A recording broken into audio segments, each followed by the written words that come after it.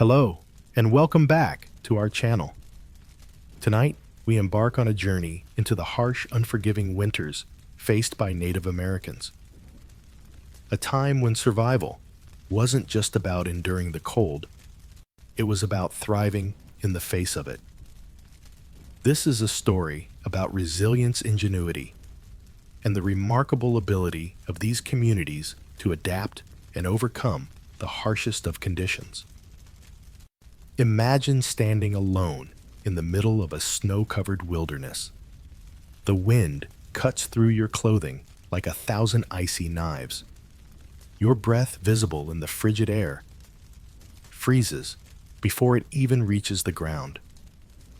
The ground beneath your feet is solid ice, and the sky above is a dull gray offering no warmth, only the silent promise of more snow. This is the reality for Native Americans living in the northern regions of what is now the United States, places such as the Great Plains, the Northeast, and beyond. The winters here are brutal, far colder than anything we typically experience today, with snowdrifts that could swallow entire villages, and winds that howl across the land for days on end. And yet, despite these extreme conditions, Native Americans found ways to survive and even thrive without the modern comforts we often take for granted. No heated homes, no warm coats, no constant access to fire. The challenges they faced were immense, yet their ingenuity knew no bounds. This story is about their struggle and the strength they found, how they adapted, how they innovated, and how they made the winter months not just survivable, but livable. Picture a small group of people huddled together in the early morning light, their faces set against the wind, moving carefully through the snow. They're not rushing. They've learned the pace that winter demands, slow, deliberate, with every step counted.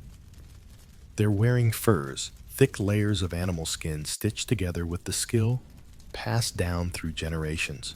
Their breath forms clouds in the air, mixing with the frost as they make their way to a shelter. Perhaps a temporary dwelling made of wood bark or animal hide. But even here, in the safety of their shelter, the wind still howls and the cold creeps in. And yet these people have figured out how to survive.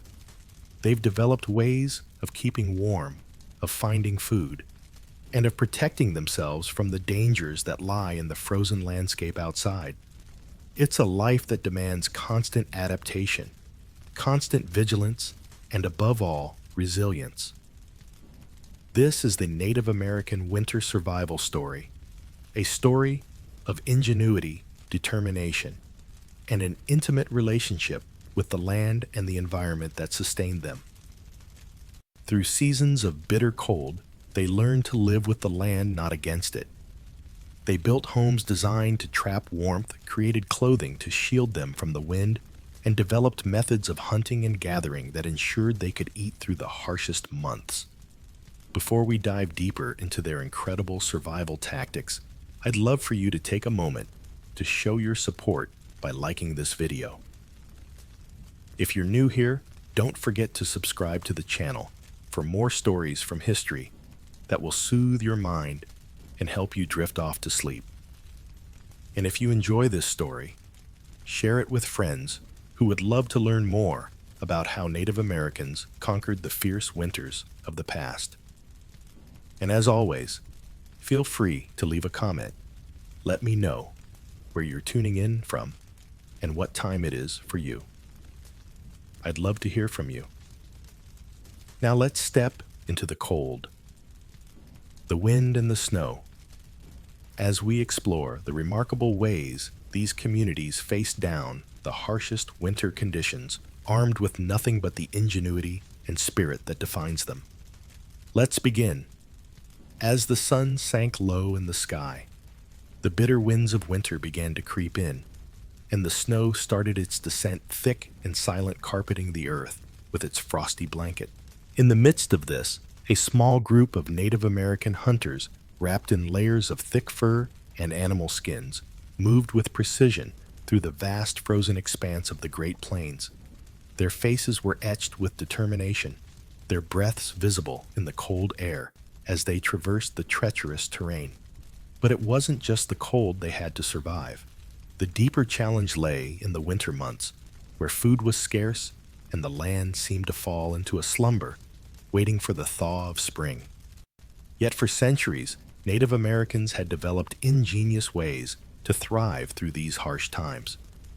They knew that survival wasn't just about finding food when the cold winds swept through their territory, but about preparing for the months ahead. One of their greatest strengths was their ability to harness the natural world and preserve food in ways that ensured they would not go hungry during the long winter months. These practices were passed down through generations, each family knowing how to turn the land's resources into the sustenance they would need to survive. Their methods were far from modern convenience. They were steeped in tradition, trial and error, and a deep understanding of the environment they lived in. A woman named Wiyaka, known for her strength and quiet wisdom, knelt by the edge of the campfire, carefully laying strips of bison meat on the racks she had made from branches. The fire crackled softly, casting a warm glow on her hands as she worked. With every piece of meat she laid down, she was thinking of the coming months when the snow would blanket the earth and the winds would howl relentlessly.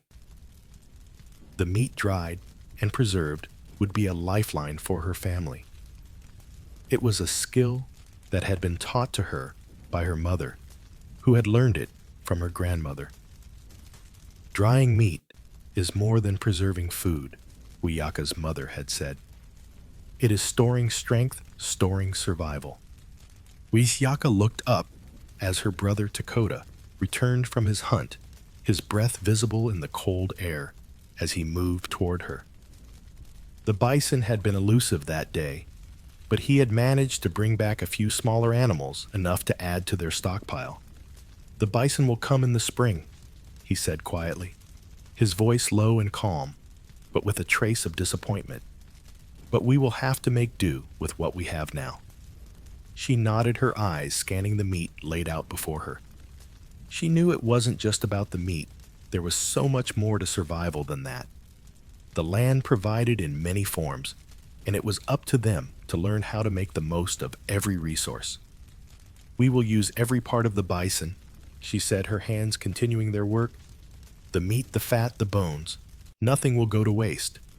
Indeed, nothing was wasted. Native Americans understood that every part of the animals they hunted was valuable. While bison provided a rich source of protein, it was the fat that made all the difference in winter survival. Wiyaka's family had learned how to render the fat, turning it into a rich substance that could be used for cooking as well as for preserving other food. Fat could be used to seal dried meat or to coat roots and berries, extending their shelf life through the harsh winter months. "The fat will make us strong," her mother had always told her. "Without fat, we cannot survive the winter. It gives us warmth, keeps our bodies full when the snow covers the earth." As Wiyaka moved from one task to the next, drying fish by the fire and setting aside the dried berries from last fall's harvest, she remembered the time when she was a child, helping her grandmother gather acorns. She could still recall the rhythmic sound of the mortar and pestle grinding the acorns into flour, a staple of their winter diet. Acorns, rich in carbohydrates and fat, were often dried and stored, then ground into flour that could be mixed with water to make a hearty meal when fresh meat was in short supply. She picked up a small bundle of roots from the ground beside her roots that her brother had dug up earlier that day. "These will be good in the stew," she thought. Many plants, though hidden beneath the snow, still provided edible nutrients even in the depths of winter. Sweet roots, like those of the camas plant, could be cooked and eaten to provide sustenance. Many of these plants had been buried under the earth, waiting for the right moment to be harvested and used, providing an additional resource to keep her family nourished. Dakota, seeing her preparing the dried fish, came to sit beside her. "I wish I could bring back more," he said, his voice tinged with frustration. Wiyaka gave him a comforting smile. "You've done well, brother," she said. "We will use everything the land gives us. We always have." The words were simple, but they carried weight, the weight of generations of survival, of a culture that knew how to use every available resource. The hunt was never guaranteed. Every season presented new challenges, but the Native Americans of the northern plains, the Great Lakes, and other regions had learned how to make do, how to prepare for the cold and hunger before it arrived. They were experts in living with the land, their survival shaped by a deep, intrinsic knowledge of the animals, plants, and cycles of nature around them. But survival wasn't just about the physical, the food they preserved, the animals they hunted. It was also about the mental strength to face the long, isolated days of winter. The days when the wind howled louder than the cries of the coyotes and the cold was so biting that even the strongest hunter could feel the chill in their bones. In these moments, it wasn't just about surviving. It was about enduring. And in their endurance, they found a deep connection to their ancestors, to the generations before them who had survived the same winters, the same storms. Even in the coldest months, there was warmth. Not from fire alone, but from the bond between family members, the shared task of survival, and the knowledge that they would get through it, just as their ancestors had. As the final piece of bison meat was placed on the drying rack, Wiyaka stood up, stretching her tired limbs. She looked over at Dakota, who was preparing the final hunt of the season, and smiled. They had everything they needed to survive the coming months. They had meat, fat, dried berries, and roots, and most importantly, they had each other.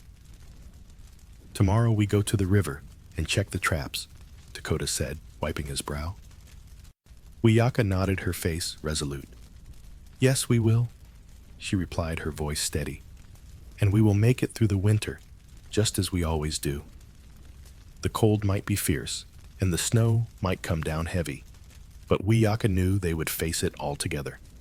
Because for Native Americans, survival wasn't just about the food they stored. It was about the strength they drew from one another, the connection to the land, and the resilience that lived in their hearts. The cold wind cut through the forest with the force of 1,000 knives. Snow, deep and heavy, blanketed the earth, turning the landscape into a vast sea of white.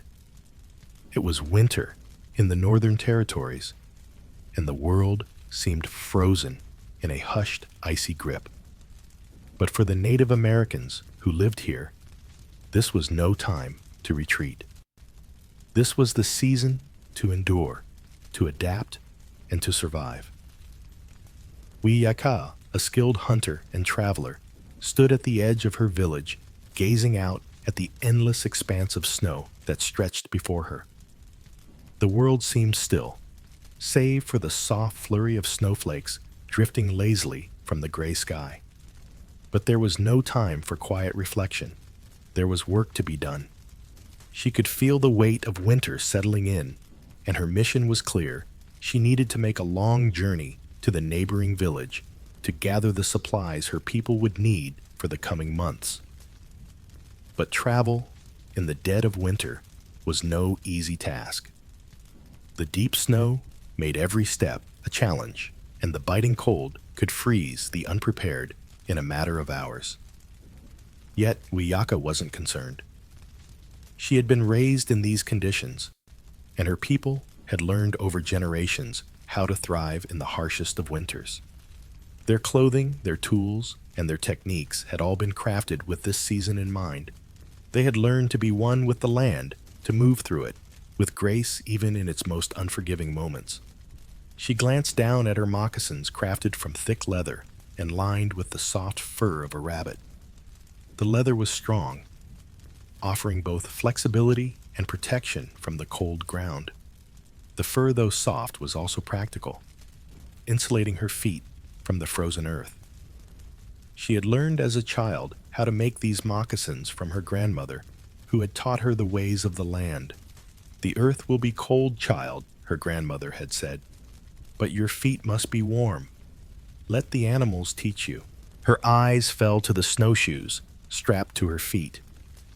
These were not the delicate ceremonial pieces some might think of. These were strong, practical snowshoes, woven from the sturdy branches of the birch tree and lined with rawhide to prevent the snow from slipping beneath them.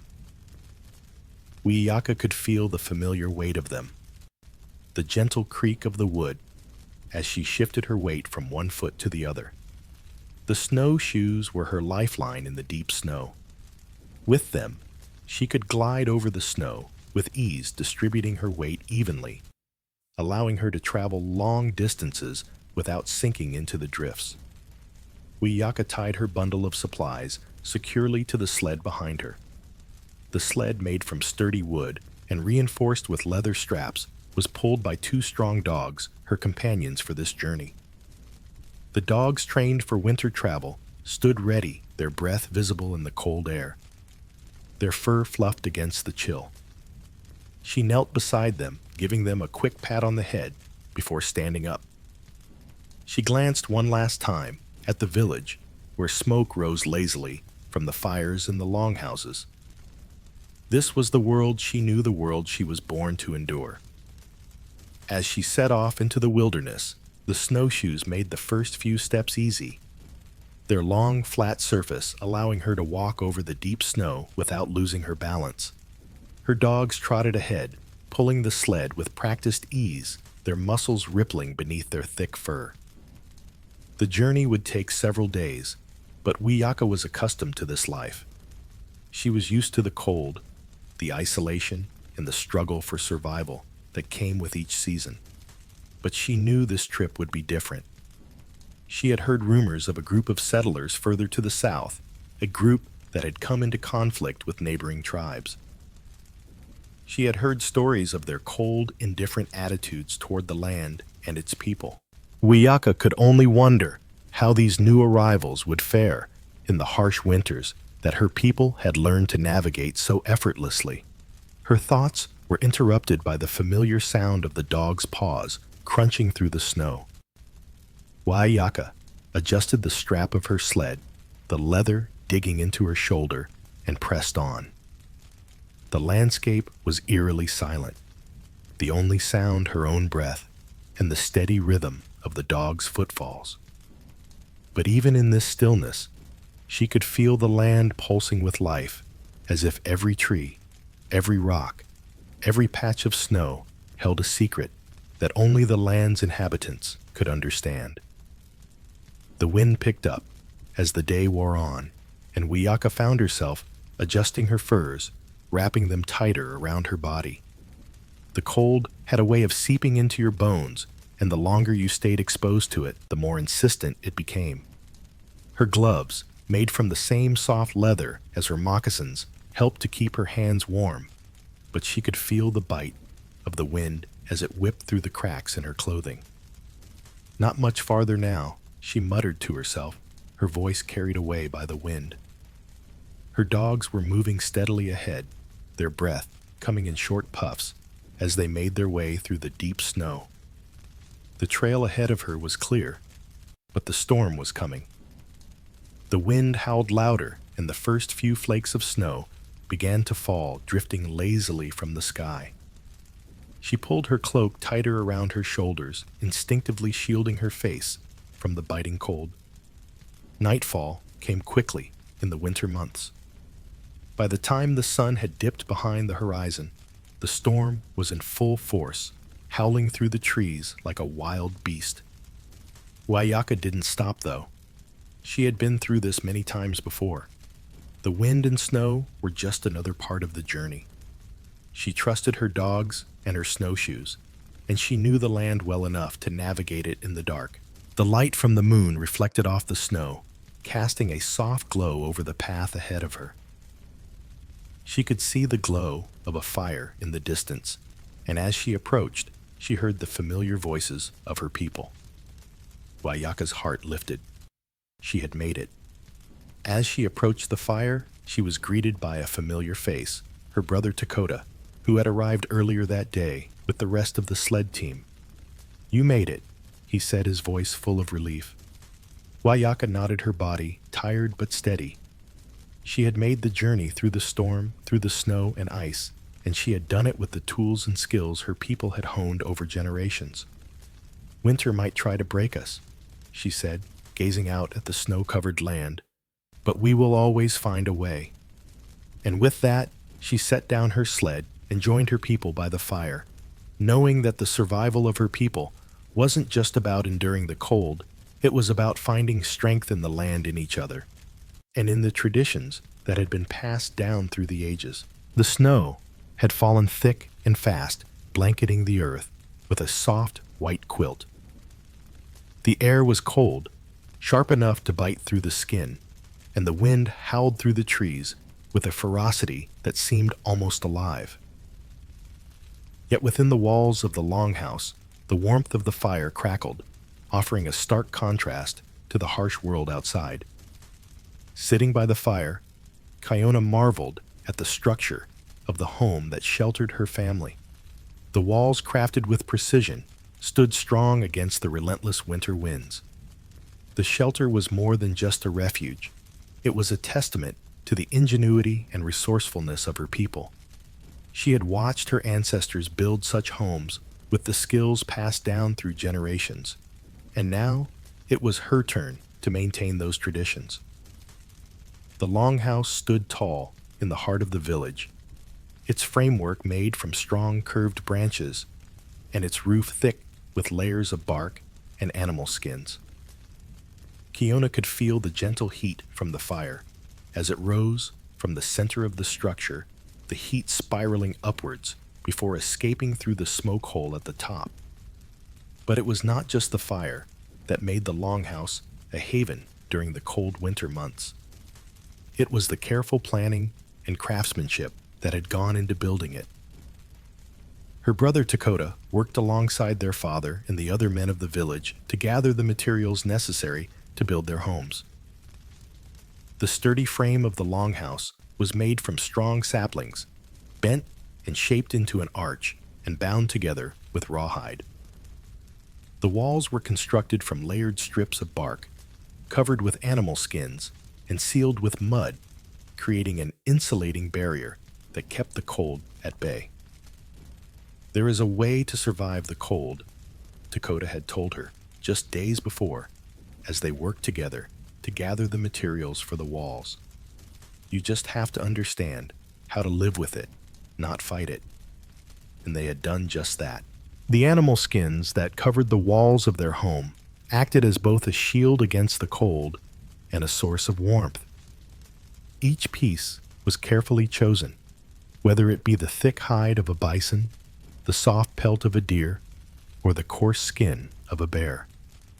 Each skin was then stretched and sewn with meticulous care, creating a protective layer over the walls, allowing warmth to stay inside while keeping the freezing temperatures outside. But even more than the skins, it was the insulation techniques that Kiona found most fascinating. The mud, carefully mixed with the right balance of water and earth, was packed into the cracks and crevices between the layers of bark and skin. This natural insulation held in the heat from the fire, trapping it within the longhouse's walls. She could hear the faint hum of the wind outside, but within the shelter, it was as though the world beyond had been shut out, leaving only warmth and safety behind. Inside the home was a haven of coziness. There were no separate rooms, no partitions dividing family members. The space was shared, but each individual had their own spot, marked by a small bundle of furs and blankets to sleep on. The children played near the hearth, their laughter mingling with the crackling of the fire. The smell of stew filled the air, wafting from the stone hearth where food was cooked on a flat surface above the fire. "This is how we survive," Kiona's mother Ayana had explained to her many times. By working together, by using what the land gives us, and by protecting our warmth. Without these homes, we would not last the winter. Kiona knew her mother was right. Without these ingenious shelters, it would be impossible to survive the winter in the northern lands. But the homes were not the only thing that had been carefully designed to keep her people warm. The heating methods used by her family were just as important to surviving the bitter cold. While many in the world outside might rely on thick, insulated walls and endless supplies of wood for heating, her people had learned to be resourceful. The fire, though crucial to survival, had to be managed carefully.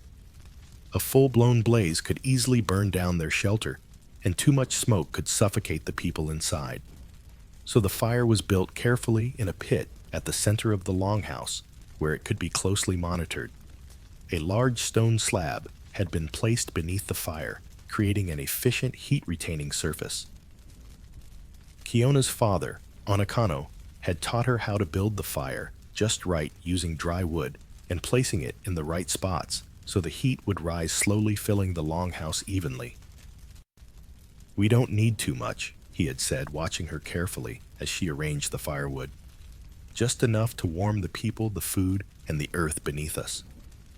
The stones strategically placed in the fire would absorb the heat and release it slowly, providing warmth throughout the night. It was not just the fire that kept them warm.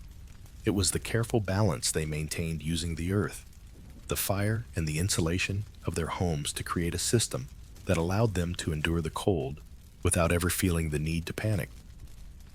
Kiona stood up, brushing her hands over her fur-lined skirt. The fire crackled as she moved closer to it. She smiled, watching the flames dance, remembering the stories her grandmother used to tell about the old ways. The longhouse was not just a place to live. It was a symbol of their strength, their resilience, and their ingenuity. It was a testament to the survival skills that had been passed down through countless generations. Her thoughts were interrupted as Dakota stepped into the room, his breath visible in the cold air, his face flushed from the winter wind outside. He smiled at her, and then at their father, who sat beside the fire, working on the skins that would later be used to patch the walls. Dakota didn't say anything at first, but Kiona could see the pride in his eyes. "We've done well, haven't we?" Dakota asked. After a moment, his voice low, as though speaking the words for the first time. Kiona nodded, her heart swelling with a quiet pride. "We have," she agreed. "We'll make it through the winter." Dakota chuckled softly, and then looked at their father. "The wind is picking up, Father. Will we need to add more layers to the roof?" Their father didn't look up from his work, but nodded. "Yeah, we'll need to reinforce it tomorrow. The snow will come, but we'll be ready." It was the way of their people, always preparing, always thinking ahead. The winter would be harsh, but it would not break them. As long as the fire burned, as long as the longhouse stood strong, and as long as they had each other, they knew they would survive. Kiona looked out of the doorway, seeing the snowflakes falling gently from the sky, swirling in the wind. It was a beautiful sight, but a dangerous one. But inside, by the warmth of the fire, with her family gathered together, Kiona felt safe.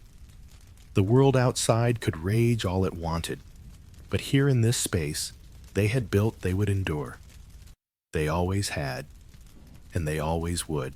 The winter winds cut across the plains, sending icy fingers beneath the layers of skin and bone, seeping through cracks and crevices in the earth. The snow, white and unrelenting, lay thick and heavy across the landscape, leaving no trace of the earth below. In these harsh conditions, the Native American people had learned to adapt, developing intricate clothing systems that were as much about survival as they were about ingenuity.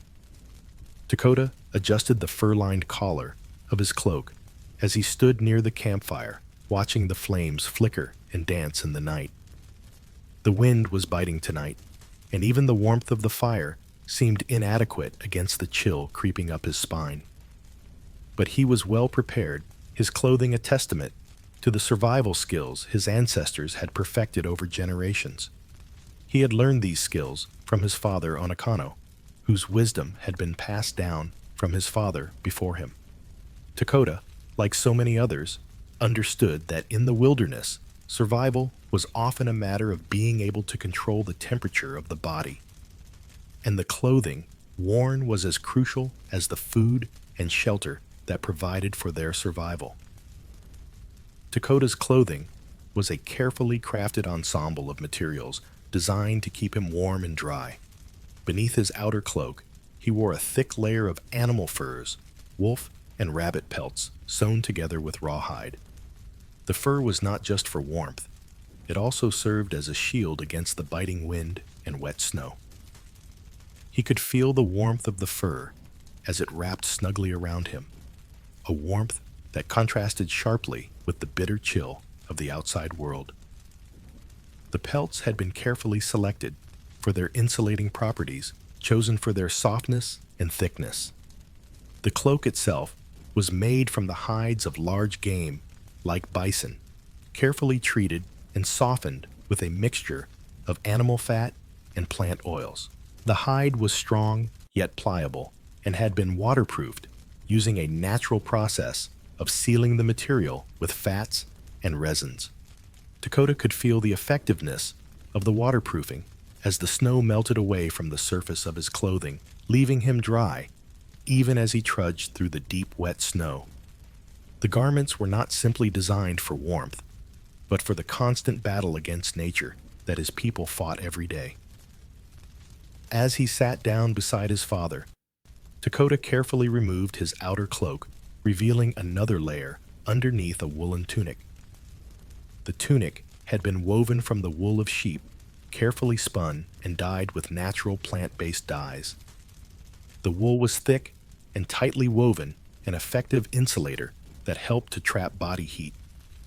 Beneath the wool tunic, Dakota wore leggings made from the skin of deer, which had been tanned and softened to create a flexible yet durable fabric. The leggings were cut to fit snugly against his legs, providing another layer of insulation against the cold. Onakano watched his son as he adjusted his layers, his experienced eyes noting the care with which Dakota arranged his clothing. He had taught his son the importance of layering, the key to regulating body temperature in the brutal winter months. Onakano had learned these techniques from his father, who had passed down the knowledge of how to use nature's resources to create clothing that could withstand the harshest conditions. "You've done well," Onakano said, nodding in approval. "But remember, Dakota, it's not just the material that matters. It's how you layer it. The key to survival is controlling the heat inside." Dakota nodded, understanding the importance of his father's words. Layering was more than just wearing multiple pieces of clothing. It was about arranging those pieces in a way that allowed for heat to be trapped close to the body, while also providing ventilation to avoid sweating. Too much clothing could cause overheating, and too little could expose the body to the elements. The challenge was finding the balance, and this balance was what had allowed his people to thrive in such unforgiving conditions. His father continued, "When you wear furs, you must keep them close to the body, but the outer layers must be waterproofed and flexible to keep the wind and snow at bay. And underneath, wool keeps the heat in." Dakota took the advice to heart, knowing that his survival depended on this delicate balance. The cold was an ever-present threat, but with the right clothing, it could be mitigated, and the body could withstand the worst winter storms. The fire crackled between them, casting flickering shadows on the walls of the shelter. Dakota's mother, Ayana, worked silently nearby, sewing another layer of clothing for the family. She was known for her skill with weaving and creating garments that were both functional and beautiful. Ayana's fingers moved deftly, weaving threads of animal sinew through furs and wool, each stitch made with precision and care. Dakota had often watched her work, admiring her patience and craftsmanship. "Do you remember your first winter in the north, Ayana?" asked her voice, soft but full of wisdom. "How we had to learn to dress ourselves for survival." Dakota smiled at the memory. His first winter had been harsh, and he had struggled to keep warm as he learned how to layer his clothing effectively. His father had taken him out into the snow, showing him how to adjust his layers to stay warm during long treks. Over the years, Dakota had learned to rely on the clothing as much as his fire-making skills to survive the cold. His clothing had become second nature, a part of him designed to protect him from the elements while allowing him to move freely through the wilderness. "It's not just about surviving," Dakota said thoughtfully. "It's about respecting the land and the animals. Every piece of clothing we wear comes from nature, from the creatures who share this land with us." His father nodded. "Yes, each pelt, each woolen garment, each piece of clothing is a gift from the earth. We honor it by wearing it with care and by understanding how it helps us survive." As the evening drew on, the family settled around the fire, content in the warmth of their shelter. The harsh winter winds howled outside, but inside they were protected by their ingenuity and the clothing they had carefully crafted. It was not just clothing that kept them alive, but the knowledge passed down through generations, the wisdom of their ancestors, and their connection to the land. In the flickering light of the fire, Dakota closed his eyes, imagining the world beyond their shelter. The snow would continue to fall, the wind would continue to blow, and the cold would remain ever present. But with each layer of clothing, with each carefully constructed shelter, with each lesson learned, they were ready. Ready to face the winter, ready to survive. The clothing was more than just protection. It was a symbol of their resilience and their connection to the world around them. They had learned to adapt, to survive, and to thrive in the harshest conditions. And with every stitch, every piece of fur, every layer of wool, they continued to honor the earth and the gifts it provided. In the quiet warmth of their shelter, Dakota knew that as long as they had each other, as long as they had the skills and knowledge of their ancestors, they would endure. The cold might be fierce, but their resolve was fiercer still. The cold wind howled over the snow-covered plains, cutting through the thin layers of clothing with a sharp, biting force. It was a winter that felt like it might last forever, the bitter cold sinking deep into the bones of those who dared to face it. But Dakota, like many of his people, was not afraid of the cold. He had learned long ago that in the wilderness, fire was not just a luxury, it was life. As he knelt by the fire pit, his breath coming in visible puffs, he began the process of creating the warmth that would protect his family from the deadly chill. "Tonight we will be warm," Dakota said quietly, his voice resolute but calm as he turned to his father. Anakano. His father sat cross-legged beside him, his weathered hands ready to help. They had spent many nights like this working together, in silence, sharing the knowledge passed down through generations. The snow had been falling steadily for hours, covering the ground in a blanket of white. Even the distant peaks of the mountains seemed to disappear into the sky, swallowed by the endless expanse of cold. But Dakota knew that as long as they had fire, they would survive. And so, as he had done countless times before, he began the ancient ritual of fire-making. "Watch carefully, Dakota," Onakano murmured, his deep voice carrying the weight of years of experience. "This is the most important skill we possess. Without fire, we cannot survive the winter." Dakota nodded his hands, moving with purpose. He knew the old ways well, had practiced them since he was a child. The technique was simple, but it required patience, skill, and an intimate understanding of the materials around him. His father had taught him to use the tools of nature, the dry wood, the stone, and the frayed strands of a plant's fibers. He had been shown how to grind two sticks together, creating friction, the tiny spark that would ignite the dry kindling into a blazing flame. Anakano, noticing the curiosity in his son's eyes, spoke again, his words slow and deliberate. Fire is not just something we use for warmth. It is the key to everything we do. It cooks our food, dries our clothes, and keeps our spirits alive. It allows us to thrive in the harshest conditions. Dakota nodded again, setting down the small pile of dry twigs. He selected a hard stone, holding it in his palm, the weight of it familiar and grounding. "Father, show me again how you make the spark," Dakota asked, eager to learn. Anakano smiled, a faint glimmer of pride in his eyes. He took the stone from Dakota's hand and held it against the sharp edge of a steel striker. With a practiced motion, he struck the flint against the steel, sending sparks into the pile of dry bark and twigs.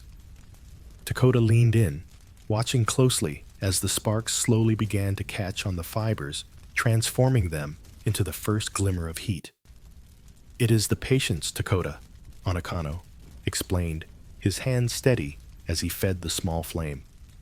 "The fire does not come easily. We must coax it, feed it, and protect it. The same way we must protect ourselves during the winter." Dakota watched, fascinated, as his father carefully blew on the embers, coaxing the fire to grow.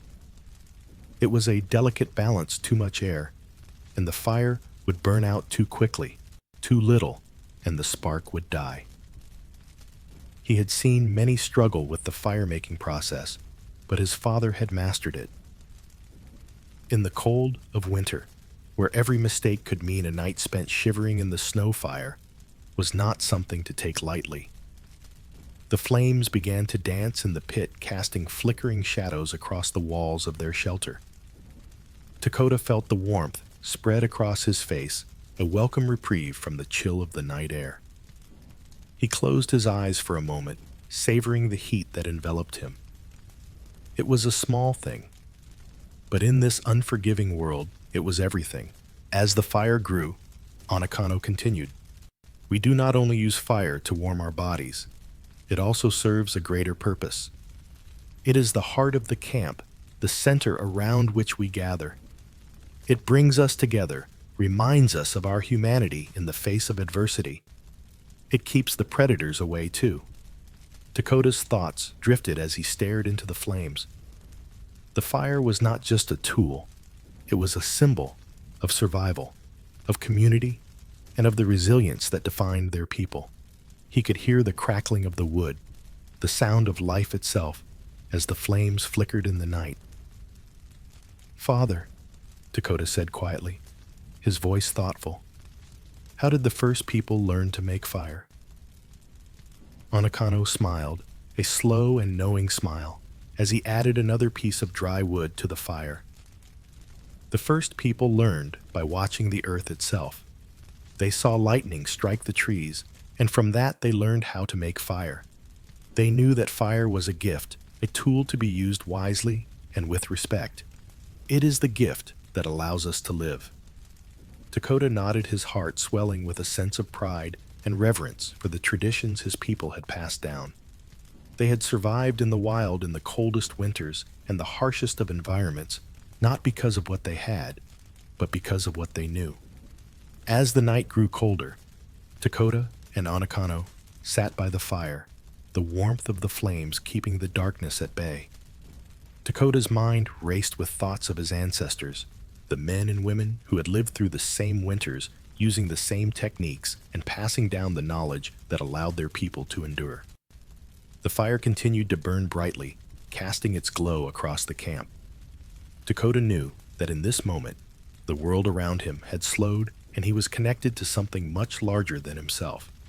He was a part of a tradition, a part of a people who had survived against the odds and who would continue to survive long after the winter winds had blown through. "Father," Dakota said softly, "this fire is our life, isn't it?" Anakano looked at his son, the firelight reflecting in his eyes. "Yes, my son, it is our life. and we must protect it, cherish it, and pass it on. As Dakota nodded, the fire crackled in the hearth, and for a moment, everything felt still, as if the very earth itself was listening. The fire was their companion, their protector, and their lifeline. It would keep them warm, keep them fed, and keep their spirits alive through the long, cold nights ahead. And with that, Dakota knew that no matter how fierce the winter winds might blow, they would always find a way to survive.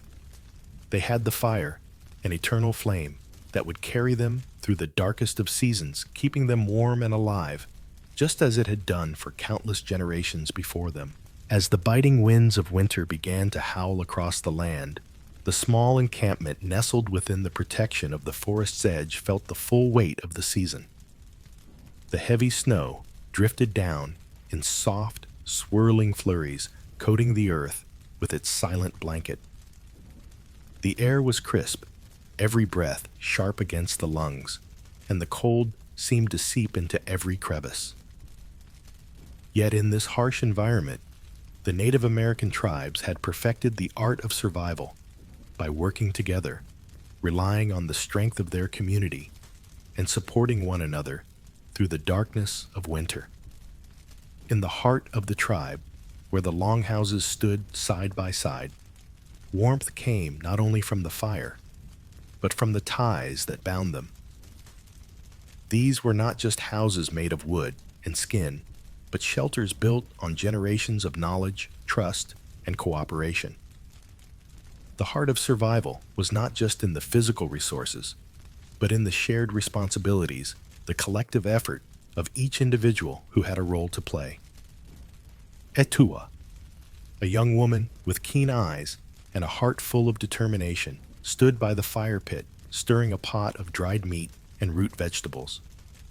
The fire crackled in the hearth, sending a warm glow across the darkened room. She was used to this, working in the kitchens, preparing food, and taking care of the family. It had been her task ever since she was old enough to hold a ladle. But tonight, her thoughts were not on the meal she was preparing. She watched as the rest of the community moved around the longhouse, each person fulfilling their role in the grand circle of winter survival. The men, strong and enduring, had spent the day hunting, bringing back meat and pelts. Their hunt was more difficult now with the snow thick on the ground, but they persevered. The warriors, with their quiet strength and battle-hardened resolve, checked the traps and ensured that the paths remained clear. Etua's younger brother, Kimi, and his friends were outside, gathering the last of the wood for the fire. Their work was crucial to maintaining warmth during the long nights, and they all understood that nothing could be left undone. The women, the heart of the camp, moved between the longhouses, keeping the fires stoked and tending to the sick and elderly. The elders, who had seen so many winters come and go, sat quietly around the fire, telling stories and offering guidance. The social structure of the tribe was based on shared responsibilities. Everyone had a role to play, and it was these roles that made the difference between life and death during the harsh winter months. The sense of community was the glue that held them together, allowing them to face the elements, hunger and the cold, with unwavering resolve. Etua's grandmother, Nika, sat by the fire, her hands folded in her lap. Her eyes, though clouded with age, were bright with the wisdom of many seasons. She had seen winters that had claimed lives, but she had also seen the strength of her people. She was the storyteller, the keeper of the tribe's history, and she had witnessed the coming and going of many generations. "Tell us the story again, grandmother," Kimi called out as he stepped inside, his face flushed from the cold. Nika smiled, her lips trembling with age, but her voice steady. "Ah, the story of the great winter," she began, her voice soft but rich with history. It was a long, cold winter, and the spirits of the earth grew restless. The winds howled like wolves, and the snow covered the land as far as the eye could see. But the people did not fear, for they knew that as long as they worked together, they would survive. Etua joined her brother by the fire, setting down the pot of food. She looked to her grandmother, her heart swelling with pride for the wisdom that had been passed down to her. The story was familiar, one that had been told since she was a child. But each time Nika spoke, it felt as if the words carried more weight, more meaning. "Tell them about the chief," Kimmy urged, settling beside his grandmother. "The chief," Nika said, her voice taking on a reverent tone. "He was a man of strength, but it was his heart that carried him through the hardest of winters. When the snow piled up, when the hunting was poor, and the stores of food were dwindling, he did not turn inward. No, he called the people together. He reminded them that the strength of the tribe came from each person, from each role.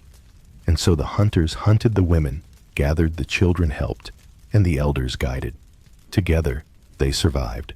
Etua looked around at the people in her longhouse, at the faces that she had known her whole life. There was a deep sense of unity here, of shared purpose, of interconnectedness. She could see it in the way everyone moved, in the way they worked together, as if the very survival of one depended on the survival of all. The roles were simple yet vital. The men provided food and protection. The women nurtured the family and maintained the home. The children carried the wisdom they were taught and helped in whatever way they could. The elders shared their knowledge and kept the stories alive. Every person, from the youngest to the oldest, contributed. And in the depths of winter, it was this unity, this sense of community, that kept them alive. The story of the chief reminded her that no matter how harsh the conditions, the bond of the tribe was stronger than any challenge nature could throw at them. It was a bond built on respect, on trust, and on the knowledge that survival came not from individual strength, but from collective effort. As the fire burned brightly in the hearth, Etua stood up and moved to the doorway of the longhouse. She gazed out into the snowy wilderness beyond. The world outside was silent, save for the sound of the wind swirling through the trees. It was a quiet that held both danger and promise, a reminder that winter could be both harsh and beautiful. The tribe's survival depended on their ability to adapt, to share, and to rely on one another. Each person, from the youngest child to the oldest elder, was a part of that survival. And as Etua stood there watching the world beyond, she felt a deep sense of pride. This winter, like every winter before, it would test them. But they would face it together, as a family, as a tribe, and as a people bound by tradition, by shared responsibility, and by a connection to the land. Inside the longhouse, the voices of her family rose in song, their voices intertwining with the crackling of the fire. The story of survival of resilience was not just told in words. It was lived in every action, every effort, and every moment of unity. And as Etua stepped back inside, joining her family, she knew that they would endure this winter, just as they had endured so many others before it. The warmth of the fire filled the room, the flames dancing in the hearth as the story continued. The night outside might have been cold and dark, but inside they were surrounded by warmth, by family, and by the shared strength of their community. Together, they would face the challenges of winter, and together, they would survive. As the deep cold of winter enveloped the landscape, the Native American community living in the northern forests of the Great Plains faced not only physical challenges, but also profound mental and emotional trials. The long, harsh winters meant isolation, isolated from the wider world, from other tribes, and from even the simple comforts of warmth and daylight. The snow-covered wilderness, a quiet and relentless presence, often felt suffocating, wrapping the people in silence. Yet within the stillness of winter, There was a strength that had been passed down for generations, a strength forged not only in survival, but in resilience, hope, and community. Etua, a young woman of the tribe, sat by the fire in the longhouse, her eyes fixed on the flames as they danced and flickered in the hearth.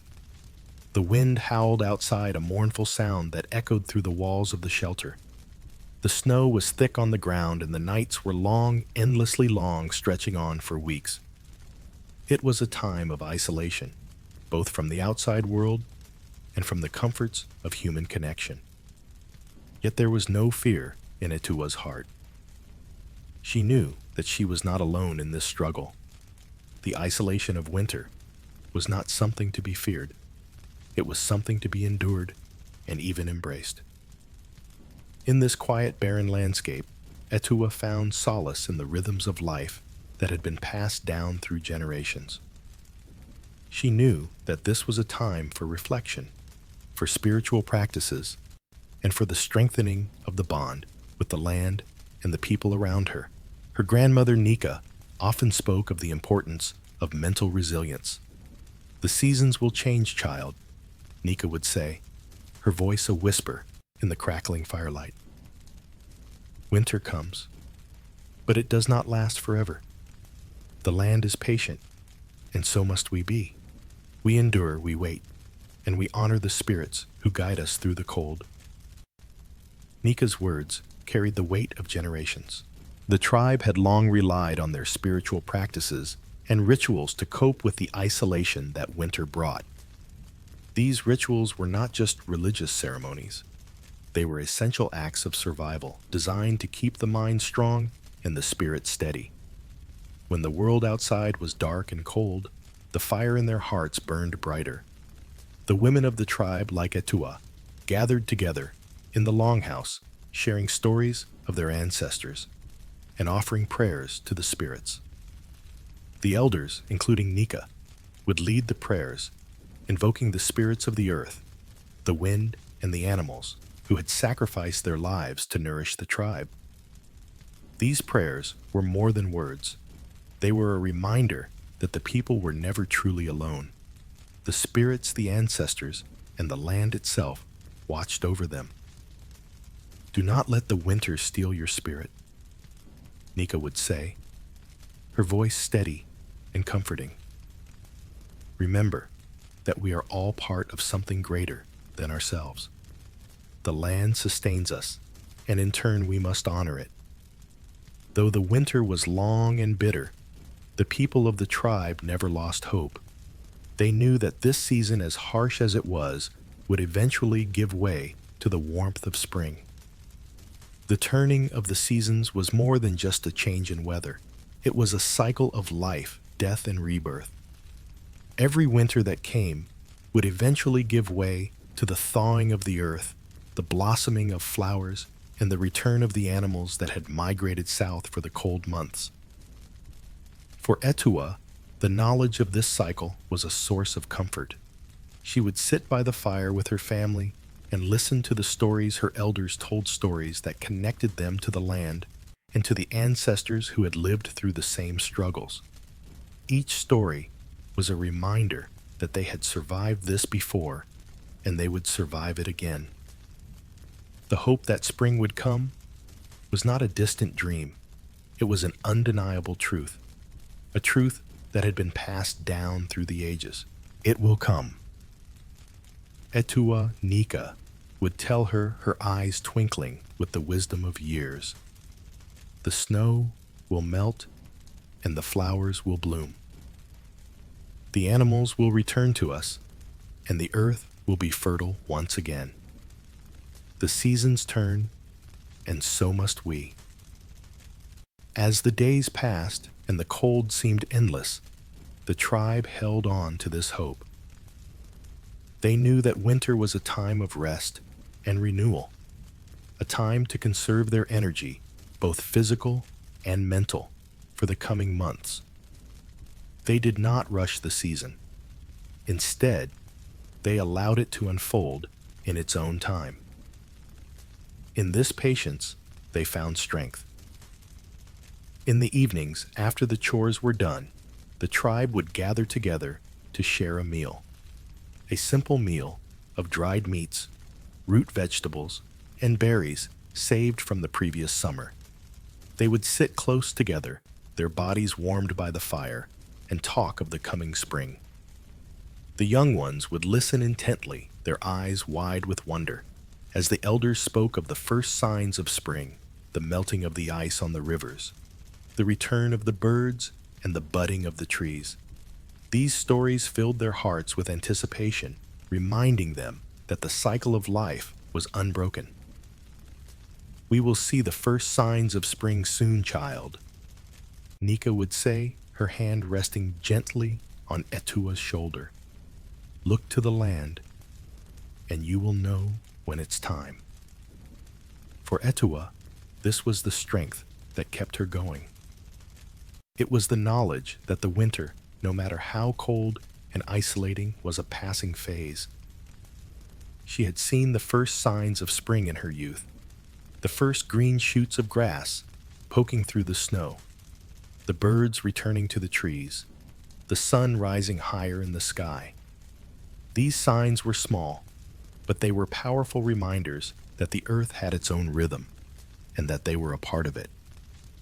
The people of the tribe never lost sight of this cycle, and it was this deep connection to the land that helped them endure the hardships of winter.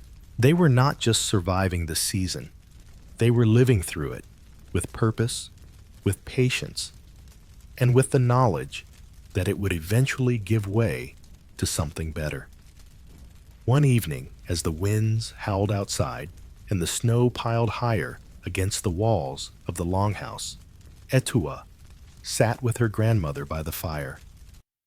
The warmth from the flames filled the small space, and the scent of dried herbs and wood smoke mingled in the air. Etua turned to Nika, her heart heavy with the weight of the cold and the isolation. "Grandmother, will we ever truly escape the winter?" Etua asked, her voice soft. Nika smiled, her eyes glimmering with a wisdom that only the passage of time could bring. "Escape the winter, child? No, we do not escape it. We live with it. We wait for it to pass, and when it does, we greet the spring with open arms.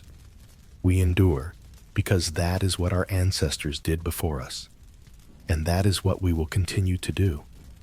Etua nodded, her heart lightened by her grandmother's words. The long winter nights would eventually give way to the warmth of the sun, and until then, she would endure. She would live with the winter, not just survive it, and in doing so, she would find strength in the knowledge that the cycle of the seasons would always turn. With that thought, Etua closed her eyes, and as the winds howled outside, she allowed herself to fall into a peaceful sleep, knowing that spring was coming slowly but surely. As the long, bitter winter began to loosen its grip on the land, a sense of anticipation filled the air. The cold still lingered, but the earth, which had been buried under a thick blanket of snow for months, was stirring. The sun hung a little higher in the sky, and its warmth seemed to cut through the chill with a promise of change. It was a time of transition, when the harshness of winter began to give way to the promise of spring. And for Etua and her people, it was the time to prepare to transition from surviving the cold to getting ready for the season of renewal. Etua's breath misted in the cool morning air as she stood outside her family's shelter, looking out at the snow-covered landscape. The trees, still bare of leaves, seemed like silent sentinels keeping watch over the village. It was a quiet moment, but one full of meaning. In the distance, she could hear the faint sound of the men of the tribe preparing their hunting tools, sharpening the axes and knives they would need to track the migrating animals. Meanwhile, the women were gathering the tools for planting, preparing to break the frozen earth and begin the process of sowing the seeds that would yield their food in the coming months. But for Etua, this wasn't just about planting seeds in the ground. It was about planting hope. It was about the connection between the earth and the people, the rhythm of the seasons, and the deep understanding that survival wasn't just about physical strength, but about spiritual resilience too. Her people had lived through many winters, each one more challenging than the last, but they had always emerged stronger, wiser, and more determined to thrive. Etua felt a tug at her heart as she looked at the horizon. Her grandmother Nika had always told her that winter was a test of their resilience. Survival is never just about what we can do with our hands, Etua Nika had said many times. It's about what we carry in our hearts. We endure because we have the strength to face the coldest days and still believe that spring will come. It was Nika's wisdom that had helped Etua understand that the land was never just something they used. It was something they cared for, something they respected. They knew that the earth would provide, but only if they gave back, if they treated it with the same reverence that it gave them in return. The work to prepare for spring had already begun, sharpening the tools, gathering the seeds, repairing the shelters, but it was also a time to honor the land, to pay attention to the small signs of change, the feel of the soil beneath her feet, the hint of warmth in the breeze, the way the birds had begun to sing again.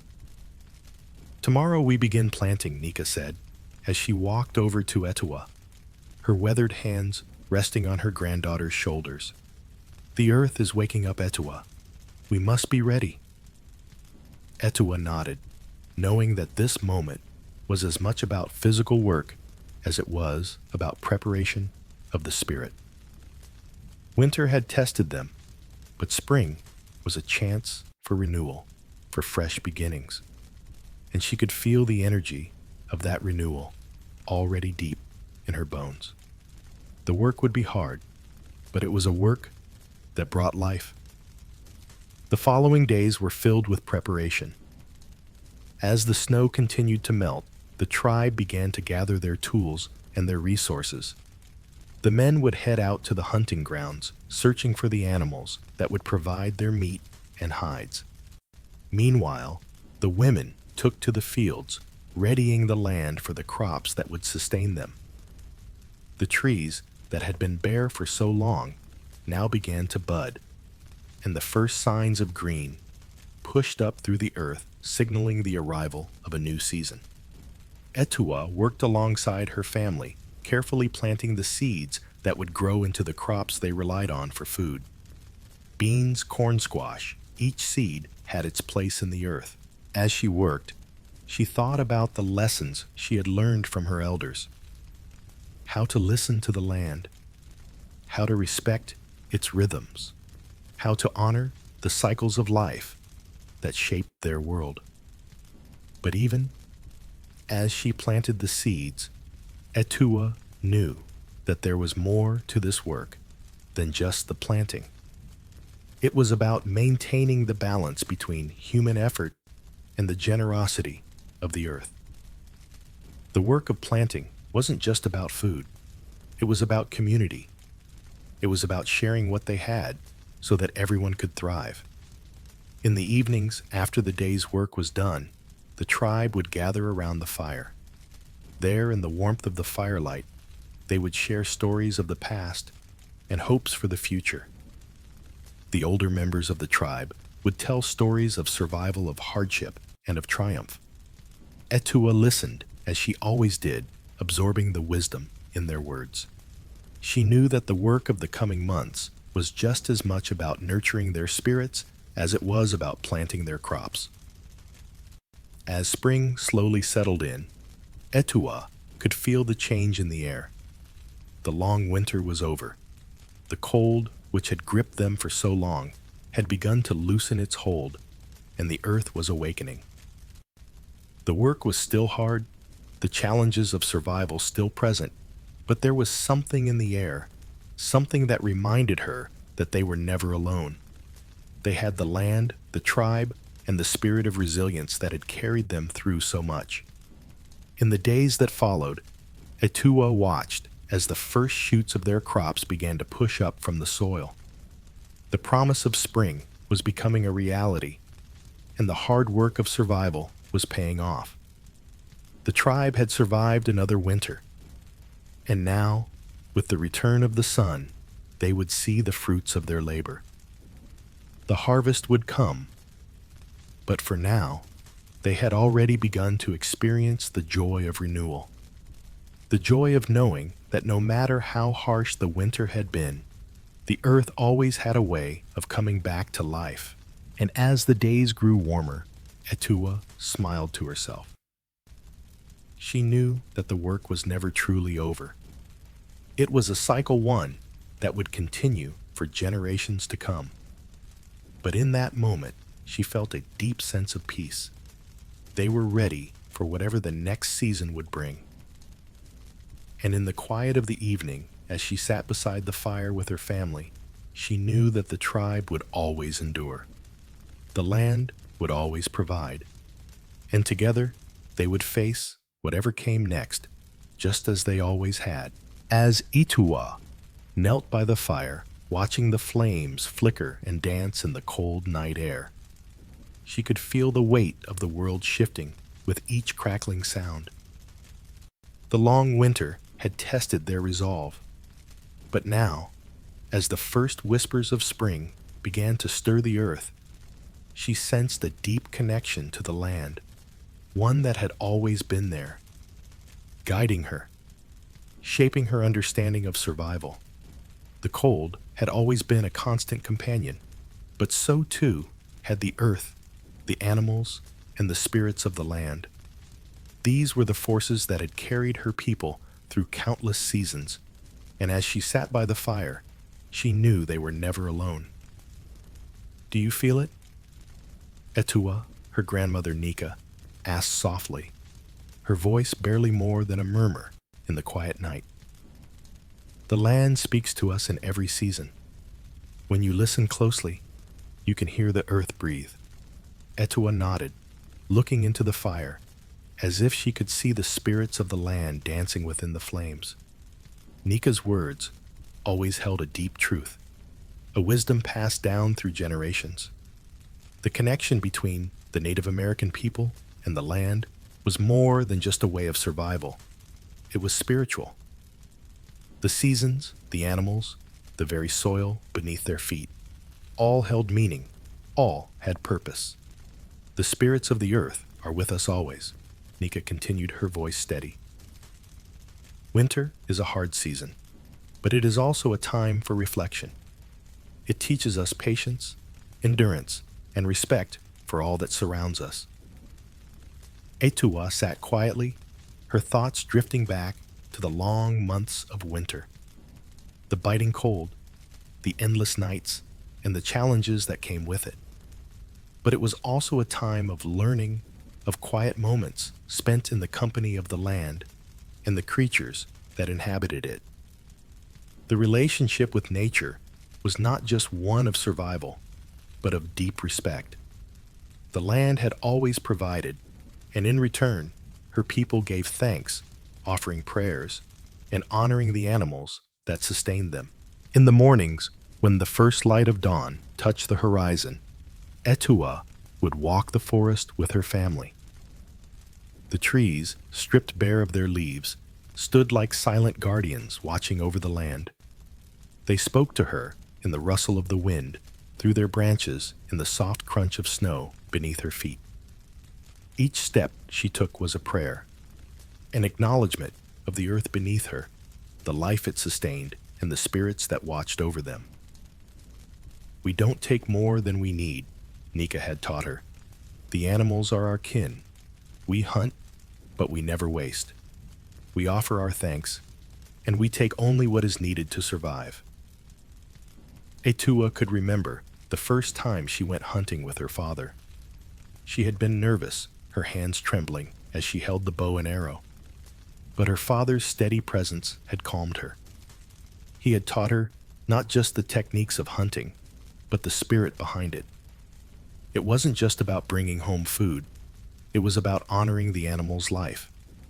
When they encountered a deer, her father had explained how the animal's spirit would be honored, how each part of the deer would be used, its meat for food, its hide for clothing, its bones for tools. The deer gives us life. Etua, he had said, it is our duty to give thanks to ensure that we waste nothing. At first, Etua had found it difficult to fully understand, but as she grew older, she came to realize the profound depth of their relationship with nature. It wasn't just about survival. It was about balance, respect, and giving back to the earth what it had given them. One winter morning, as the wind howled through the trees and the snow continued to fall, Etua and her father set out for the hunt once more. They had spent weeks preparing, ensuring that their arrows were sharp, their traps ready, and their spirits focused on the task at hand. But this time, there was something different.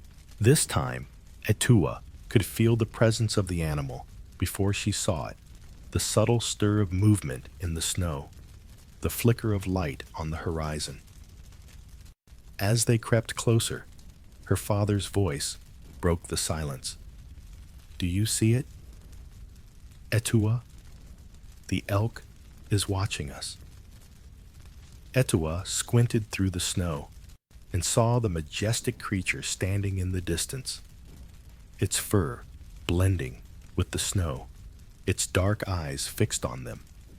The elk was a symbol of strength and resilience, an animal that had weathered countless winters just as they had. Her father motioned for her to remain still. They would wait. They would respect the elk's presence, and when the time was right, they would make their move. As they waited, Etua felt a deep connection to the animal. It wasn't just a hunt. It was a shared experience, a bond between two creatures living in the same world, bound by the same laws of nature. Finally, when the time came, her father raised his bow and the arrow flew true. The elk fell, and for a moment there was silence.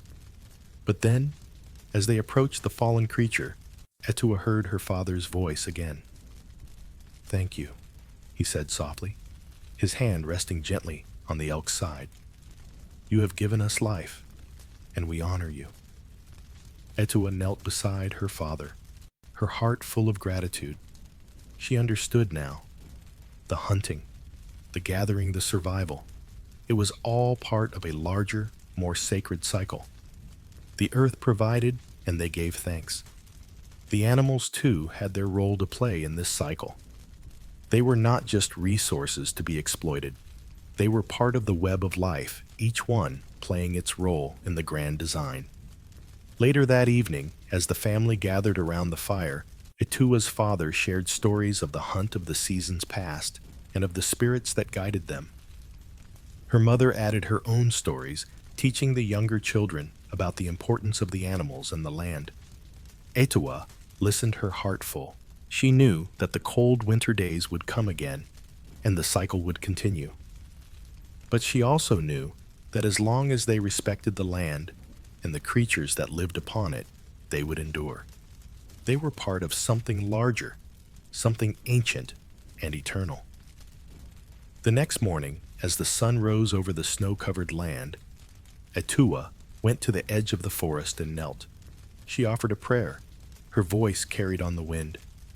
Thank you, Grandmother Earth, she whispered. Thank you for the life you give us. And in that moment, she knew that the land, the animals, and the spirits were with them.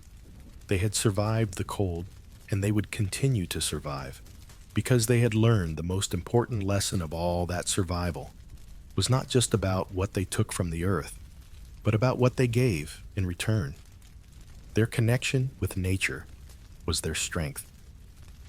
It was their bond with the world that would carry them through the harshest winters, and it would sustain them as they moved into the next season. For in the land, in the animals, and in the spirits, they found their true home. And it was there, in that sacred connection, that they would always find the strength to endure. As the icy winds howled through the barren trees, Nika, an elder of the tribe, stood at the edge of the village, her eyes scanning the horizon. The world was blanketed in a thick layer of snow, and the cold gripped the earth with unyielding force. Yet despite the harshness of winter, she knew that trade, the exchange of goods and resources, was a lifeline. Even in the most unforgiving months, the spirit of sharing never wavered. It was a thread that connected tribes, one that stretched across the cold, windswept plains, through forests where snowdrifts formed like silent walls, and into the heart of the villages that remained connected despite the frigid barriers between them.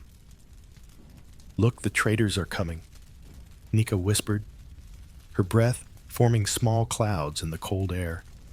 Etua, her granddaughter, stood beside her, eyes wide with curiosity. From a distance, she could see the figures approaching, a small group of traders, their sleds laden with bundles of furs and other goods drawn by dogs with their fur puffing out in the cold. The elders had told her stories of the great trade networks that had existed even before her birth, stretching across the land from village to village, tribe to tribe. "Will we have enough to trade this year?" Etua asked, her voice laced with concern. The hunt was leaner than expected. Nika gave her a reassuring smile, the lines on her face softening. "There is always enough if we share," she said. "The earth has its ways of providing for us, and our trading partners will help us in return." As the traders drew closer, Etua could hear the soft jingle of their sleds, the crisp sound of snow crunching beneath the feet of the dogs. The traders hailed from a distant village across the river, where the cold was even more brutal. But their knowledge of the land and the furs they brought were invaluable. This was the way it had always been. When winter descended, survival was a collective effort, and every trade, every bartered item was a lifeline. The traders unloaded their goods, and Etua watched with fascination as the exchange began. Furs carefully skinned and prepared for the harsh conditions were laid out beside baskets of dried meat, roots, and berries. There were also tools, knives with handles made of bone axes, with heads finely crafted from stone, and baskets of polished seeds for the coming spring planting. Each item was carefully inspected, touched with reverence, for each one held a story, a history of the people who had created it. "Do you see?" Nika said to Etua, as they moved closer to the trading circle. "This is the heart of who we are. Not just the things we can hold in our hands, but the knowledge we share. Each tribe has something that the others need, and in return, we give what we have." Etua nodded, understanding now the weight of what her grandmother was saying. The traders were more than mere suppliers of goods. They were carriers of knowledge, of culture, of stories. The goods they brought were essential for surviving the winter, but so too were the traditions they shared, passed down through the generations. It wasn't just about the furs or the food. It was about ensuring that everyone had what they needed to thrive. Nika walked up to the traders, her voice calm and steady. "We have brought the skins from our hunts. They are thick and warm, suitable for making coats for the harsh months ahead. We also have dried fish from the river and bundles of herbs for medicine." The trader nodded, a man with a weathered face and a deep voice. "Your trade is well respected, Nika. We bring tools from the southern lands, knives and needles made from the finest bone. We also have some salt, a rare commodity this time of year." Etua watched as the exchange unfolded. The furs were laid down carefully, and in return, the knives were offered, their sharp edges gleaming in the weak sunlight. The salt was placed into a small pouch and handed over as though it were a treasure, something far more valuable than its weight suggested. Etua realized then how much trust had to exist between the tribes for these exchanges to work. Trust not only in the goods, but in the integrity of each other.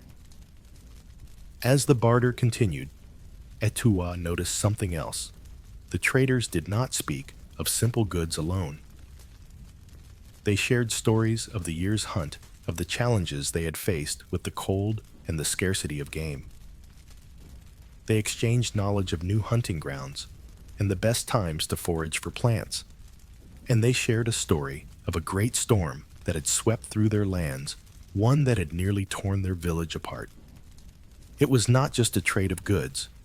It was a trade of experience, of survival, of wisdom, passed down like a sacred gift. After several hours, the trade was complete. The traders loaded their sleds, their dogs barking and eager to move.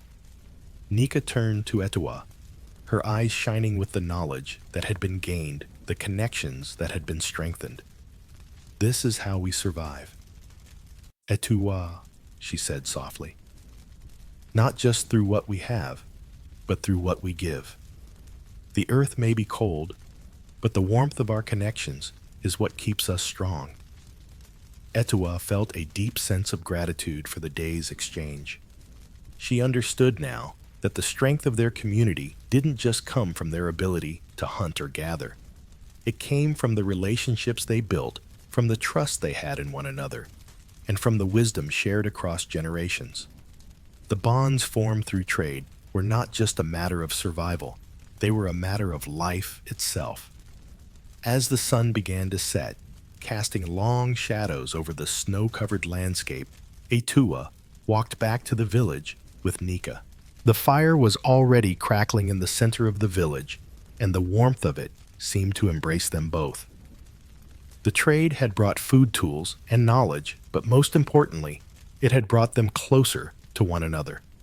The cold might still bite at their skin, and the winter nights might still stretch long and silent, but together they were stronger.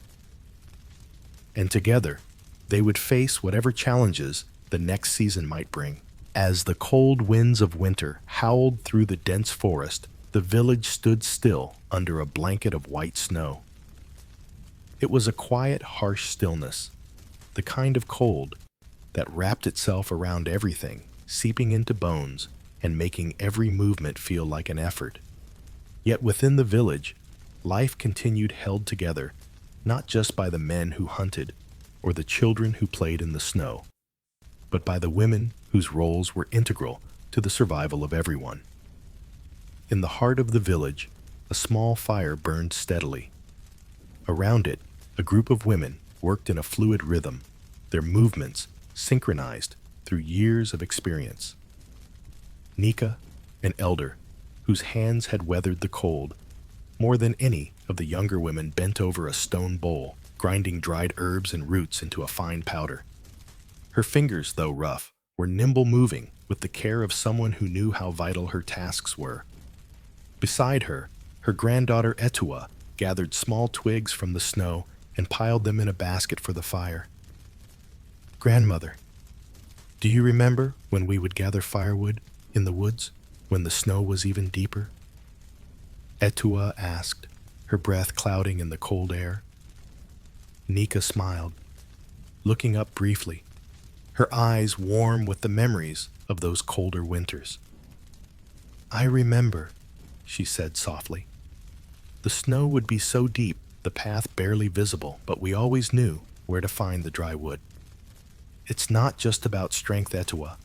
It's about knowing the land, understanding what it gives you."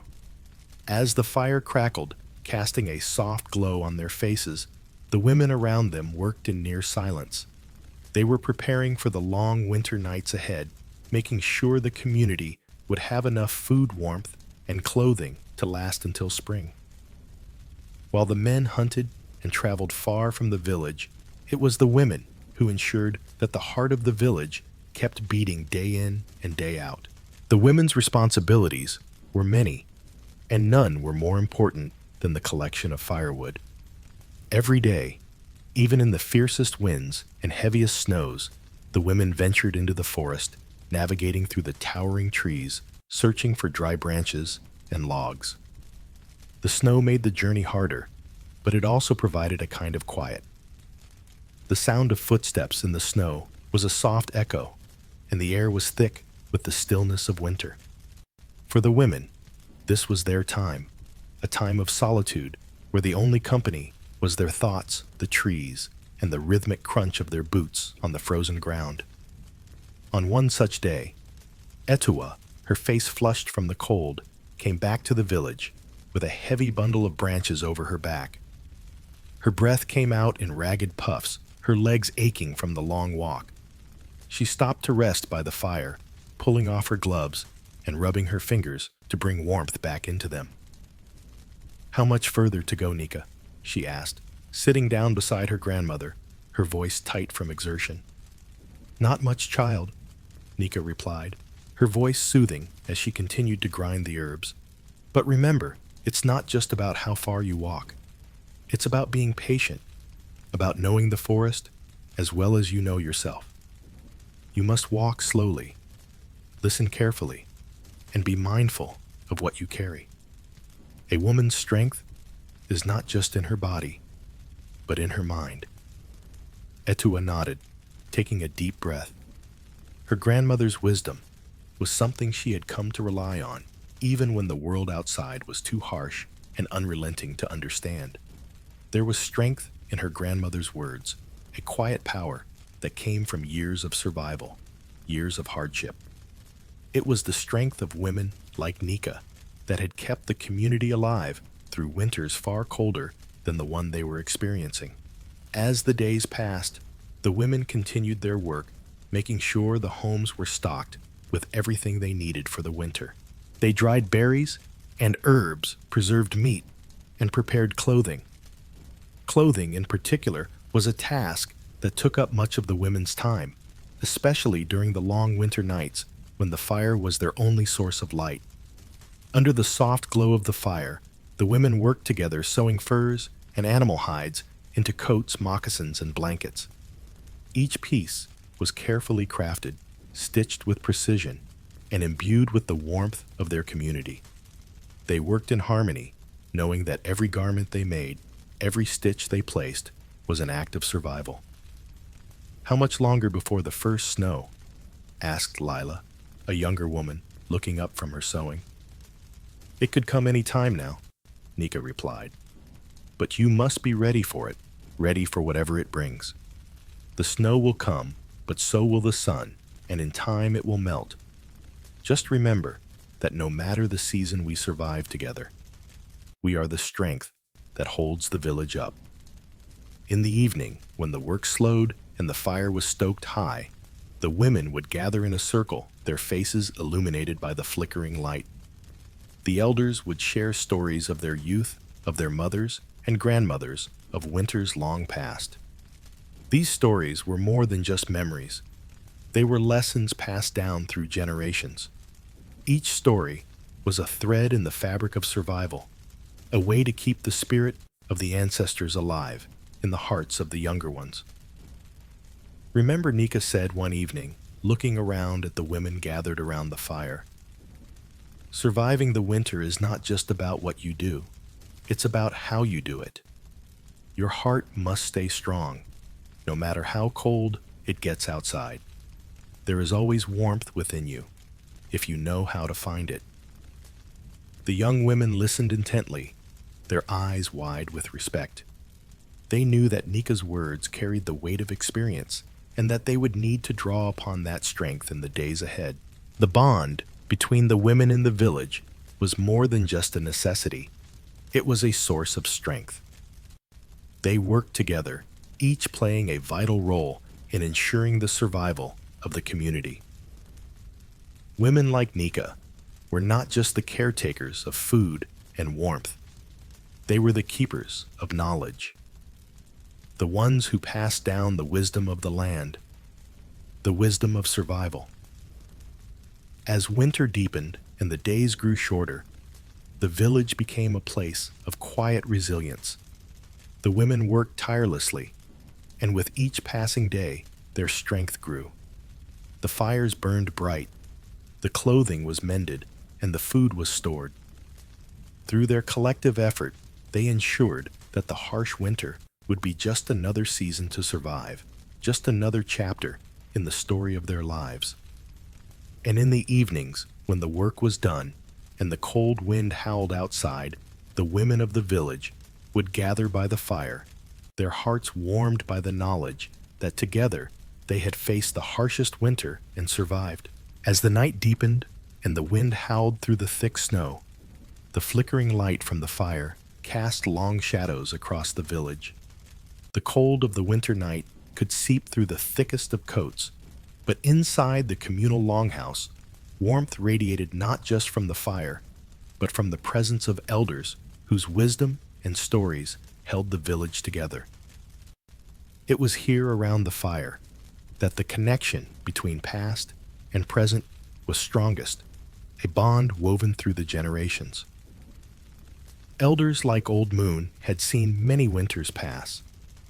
Their eyes, though clouded with age, still carried the depth of countless seasons spent on the land. As she sat near the fire, her gnarled hands held a bundle of dried herbs. The faint smell of sage and sweetgrass filled the air, mixing with the smoke from the burning wood. "Tonight, the wind tells me the winter will be a hard one," Old Moon said, her voice rasping with age, but still carrying the authority of someone who had lived through countless trials. "The spirits are restless. The cold will come early." Around her, the younger women, some of whom had only seen a few winters, sat in rapt attention. Itu, a young woman of about 16, looked at Old Moon with wide eyes. "How do you know, grandmother?" she asked softly, her breath coming out in clouds in the cold room. Old Moon smiled a small, knowing smile. "The wind speaks, child. If you listen long enough, it tells you things. The sky, the trees, even the earth, they all have their voices. It is the way of our people to understand these signs. We must listen carefully, for they have carried us through every season, every storm." Her words were not just the wisdom of one woman. They were the voice of generations, passed down through the ages. As Old Moon spoke, she was not just sharing her thoughts. She was transmitting a way of life, a deep connection to the land and the ancestors that had taught her. Her every word was a thread in the tapestry of survival, a lesson for the younger generation to carry forward. The transmission of knowledge had always been the heart of survival for this tribe. The old ones, those like Old Moon, were not just keepers of stories, but the living memory of the tribe itself. It was through them that the young learned not just how to hunt or gather, but how to read the land, how to survive when all seemed lost, how to respect the spirits and the animals that provided for them. Itu, eager to learn, leaned closer to her grandmother. "Tell me about the time when the snow was so deep that no one could move, grandmother. What did you do then?" Old Moon's eyes softened as she leaned forward, her voice low, almost reverent. "It was many years ago, child. The snow had fallen for days, and the sun did not rise for a long time. The earth was covered, and the animals were scarce. We had little food left, and the cold was bitter. But we knew what we must do." She paused, her hand resting on her knee as she remembered the hardship. "We used the old ways. We gathered our strength, our firewood, our tools. We knew where to find the roots, the berries, the hidden stores of food in the forest. We prayed to the spirits, and we gave thanks for what we had. But most of all, we listened. The land always tells you what you need if you are patient." The younger women listened intently, hanging on every word. For them, these stories were more than just tales of the past. They were instructions for living. They were a roadmap, a guide for surviving in a world that could be unforgiving, especially in the dead of winter. "Grandmother," Itu asked, her voice hesitant, "what if we don't know how to survive when the snow comes this time?" What if we forget what to do? Old Moon chuckled softly, her laughter a warm sound in the cold room. You will never forget, child. The land is in your blood. The earth will remind you of what you need to know. The animals, the trees, the stars, they will always guide you. And when you forget, you have us. We will teach you again, and you will teach the next generation. That is how it has always been. The room grew quiet, and for a moment, the only sound was the crackling of the fire.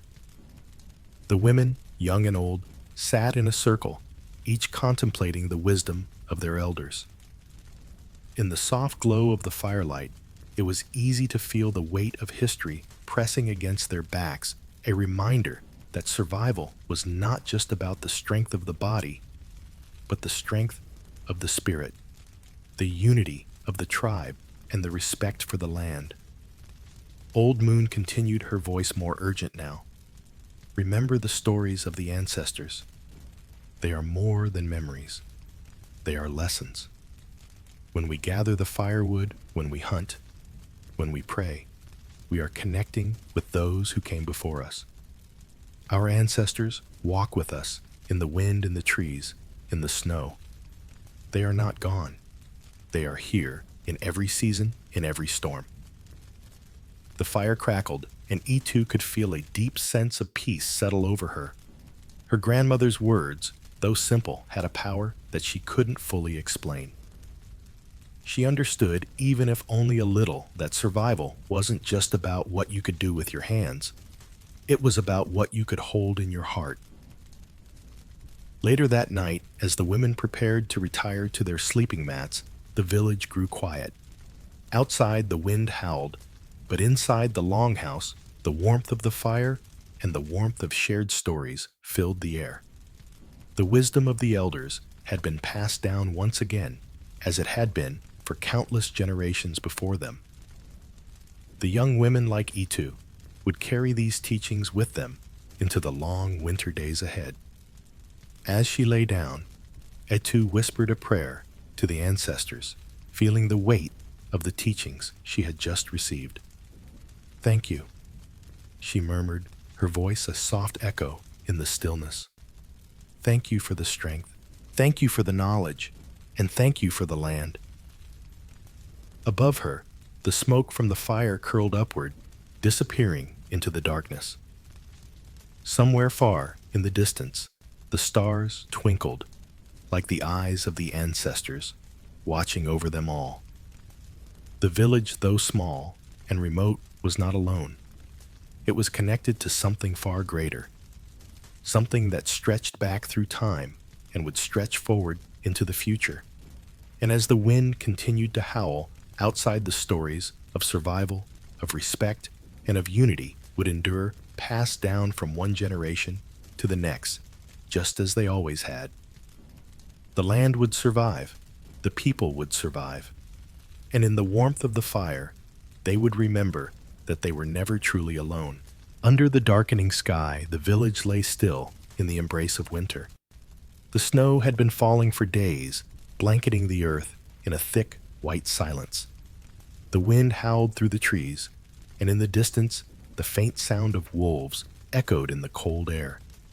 The cold was a constant presence, biting and relentless. Yet even in this harsh environment, there was a sense of calm. The people, with their deep understanding of the land, had learned to coexist with the winter, to read its signs, and to adapt. The village was surrounded by vast forests and sweeping plains, where the footprints of the creatures who called this place home crisscrossed the snow like forgotten memories. The elders, like Old Moon, had long taught the younger generation to listen to the whispers of nature, to pay attention to the subtle shifts in the environment. The wind, the trees, and the stars each held a story that could guide survival. It was a lesson passed down through generations. To survive, one must first learn to observe. Carrie, a young woman with sharp eyes and a keen mind, stood by the edge of the forest, her breath forming little clouds in the cold air. She watched the way the wind bent the trees, how it carried the scent of pine and earth. The weather, she knew, was about to change. The sky had shifted from its pale gray to a deeper blue, signaling the coming of a storm. "Tonight, the storm will come," Carrie murmured to herself, her voice barely rising above the howling wind. "It's in the way the air feels heavy and still, like the earth is holding its breath." Her grandmother, Old Moon, had taught her how to read the sky, how to know when to gather firewood, and when to stay close to the hearth. She had also taught her the importance of watching the animals, for they were the true barometers of the land.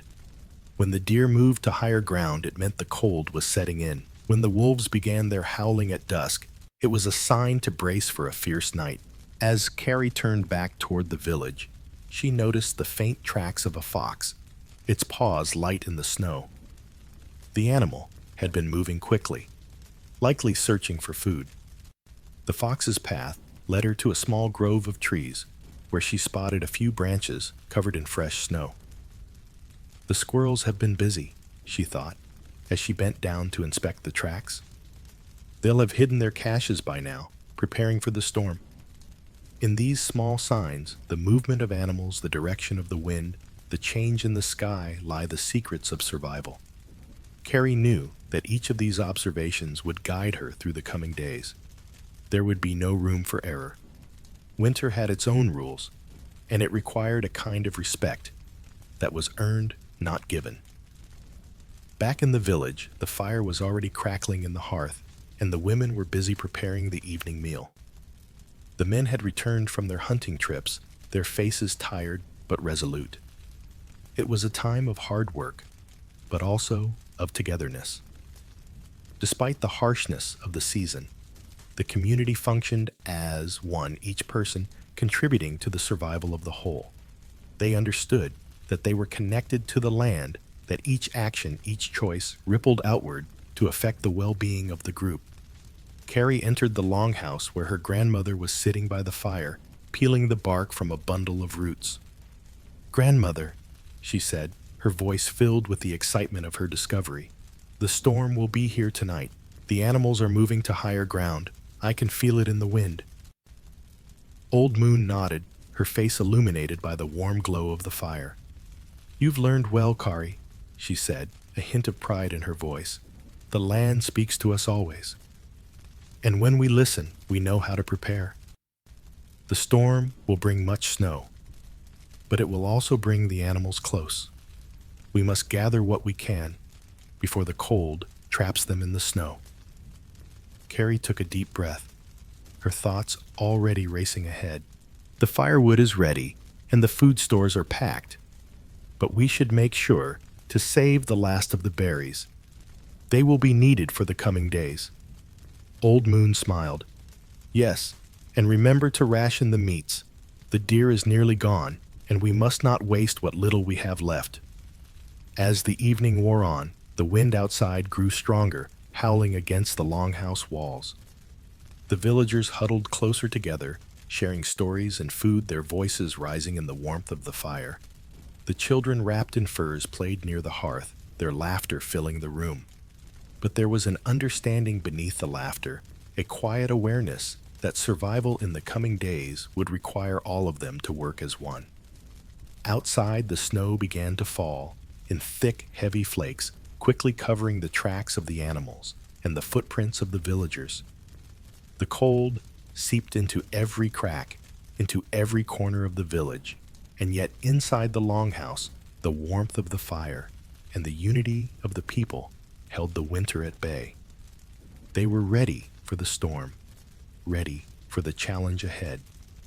They had listened to the land. They had read the signs, and now they would face the winter together.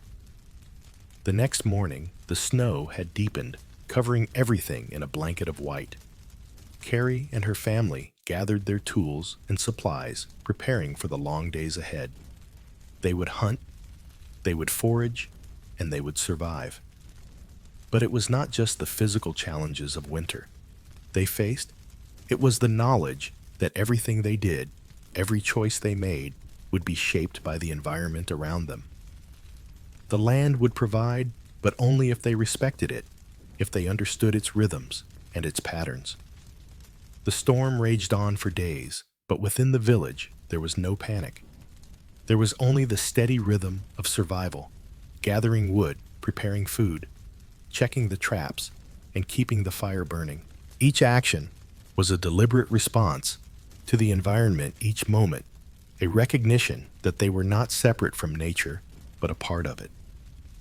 In the stillness of the storm, as Kari watched the snowflakes dance in the wind, she felt a deep sense of connection to everything around her. The land, the animals, the people, and the ancestors who had come before. This was how survival worked. It wasn't just about enduring the harshness of winter. It was about understanding the delicate balance between giving and taking, between respecting the elements and adapting to them. For Kari, and for all her people, survival was not a solitary endeavor. It was a shared responsibility, one that was passed down through generations, one that would continue as long as they listened to the land and respected its power. As the storm passed and the skies cleared, Kari knew that the hardest days were still ahead, but she also knew that as long as they remained connected to the land and to each other, they would continue to survive. The cycle of seasons would turn, and when spring came, they would be ready. And once again, the land would reward them for their patience and their resilience. As the long winter nights enveloped the village, a deep silence settled over the land. The snow-covered ground, heavy and frozen, stretched endlessly under the pale moonlight. The fire in the center of each home burned bright, a small beacon of warmth in a world otherwise dominated by the cold. Yet the harshness of the season was not just felt in the biting winds and the layers of snow. Winter, with all its beauty, also brought with it a host of challenges, most notably the risk of illness. In a world without modern medicine, survival required a keen knowledge of the natural world, and the people of this land had learned to harness the power of nature to heal and protect themselves. In the warmth of her small cabin, Kimmy sat by the fire, the embers casting a soft glow on the room. Her hands rough and calloused from years of work, carefully ground dried herbs in a stone mortar. The scent of sage lavender and echinacea filled the air, mixing with the crackling of the fire and the faint smell of pine from the nearby forest. She had learned from her mother and her mother before her how to use the plants and roots of the land to treat everything from colds to fevers to more serious ailments. Grandmother used to say, Kimmy murmured to herself as she worked, that the earth provides everything we need to stay healthy if we know where to look. The plants speak to us if only we learn to listen. She had learned the language of the land, how the changing of the seasons altered the herbs and plants, how they bloomed and faded in cycles. In winter, the ground was hard, and much of the plant life was dormant, but there were still remedies to be found. Burdock root dried elderberries, and the strong earthy taste of wintergreen. They were the guardians of winter health, protecting against the illness that could so easily strike when the body was weakened by cold and hunger. Kimi stood up carefully, packing the dried herbs into small bundles. Each bundle would be stored and saved for the coming months when the cold would bring more than just a chill. She had seen what could happen when the cold seeped too deeply into the bones, when the body could no longer fight the weariness, the exhaustion, the fever. But with the right remedies, those who were strong enough could weather even the harshest of winters. The fire flickered as Kimmy set down the mortar and walked over to the small cabinet where she kept her medicinal supplies. She reached for a bundle of dried lavender and a jar of honey, two of the most common and effective remedies for soothing sore throats and calming coughs. She boiled water over the fire and added the lavender and honey letting the steam rise and fill the room with their sweet fragrance. A cup of this warm tea taken at the first sign of a sore throat could often stave off a cold before it ever fully took hold. "Be strong, little one," Kimmy whispered to the mixture as she stirred as if it could hear her. "Winter is long, but we are long-lasting too." Across the village, the same preparations were being made in every home. The elders, having lived through many winters, passed down their knowledge to the younger generation. They knew that winter was not only a time of physical survival, but a time when the mental and emotional well-being of the community was equally important. Loneliness, isolation, and fear could wear down even the strongest individual. So, maintaining both physical and emotional wellness was key. In another home, a group of women huddled by the fire, their breath forming clouds in the cold air. They were preparing a large pot of tea made from a mixture of dried roots, berries, and the calming leaves of the willow tree. The tea was not only meant to soothe the body, but to strengthen the spirit. The long winter nights could be hard on the mind, and the warmth of the tea was as much a balm for the heart as it was for the body. "I'll make sure we keep the fire burning strong," said Ashka, the youngest woman of the group. "But we must keep our spirits strong too, or the cold will have us in its grip." The others nodded, taking small sips of the tea, their faces softening as the warmth spread through them. They had learned early that survival was not only about keeping the body warm, but about nurturing the soul too. Stories were told by the fire, songs were sung, and prayers were whispered into the stillness of the winter night. These rituals passed down from their ancestors were just as important as the medicines they made. In another part of the village, an elder named Wapi sat quietly in her cabin, grinding dried herbs with great care. She had lived through many winters, and her knowledge of natural remedies was vast. She knew which plants were best for treating illnesses that could strike when the cold wind howled through the trees. But beyond the herbs, she also knew the importance of keeping the mind clear and focused during the winter months. People forget. Wapi often said that the mind can grow just as sick as the body in winter. We must tend to both. Her voice, soft yet firm, echoed in the hearts of those who sought her wisdom. Her remedies weren't just about curing physical ailments. They were about restoring balance to the mind and spirit. She would often suggest a simple walk in the snow a moment, to breathe in the crisp air, to clear the mind, and reconnect with the world. She encouraged others to share their worries, to speak of their fears aloud, because holding them in would only make them fester. "I know the cold feels endless," Wapi would say, "but we are never alone.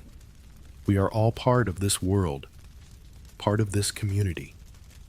The land will provide for us as long as we respect it, and our spirits will endure if we support each other." Winter, she knew, was as much a time for emotional survival as it was for physical survival. The cold tested not just the body, but the heart. And it was in these long, dark months that the strength of the community was truly tested. But as long as they cared for each other, as long as they shared their knowledge and their warmth, they would endure.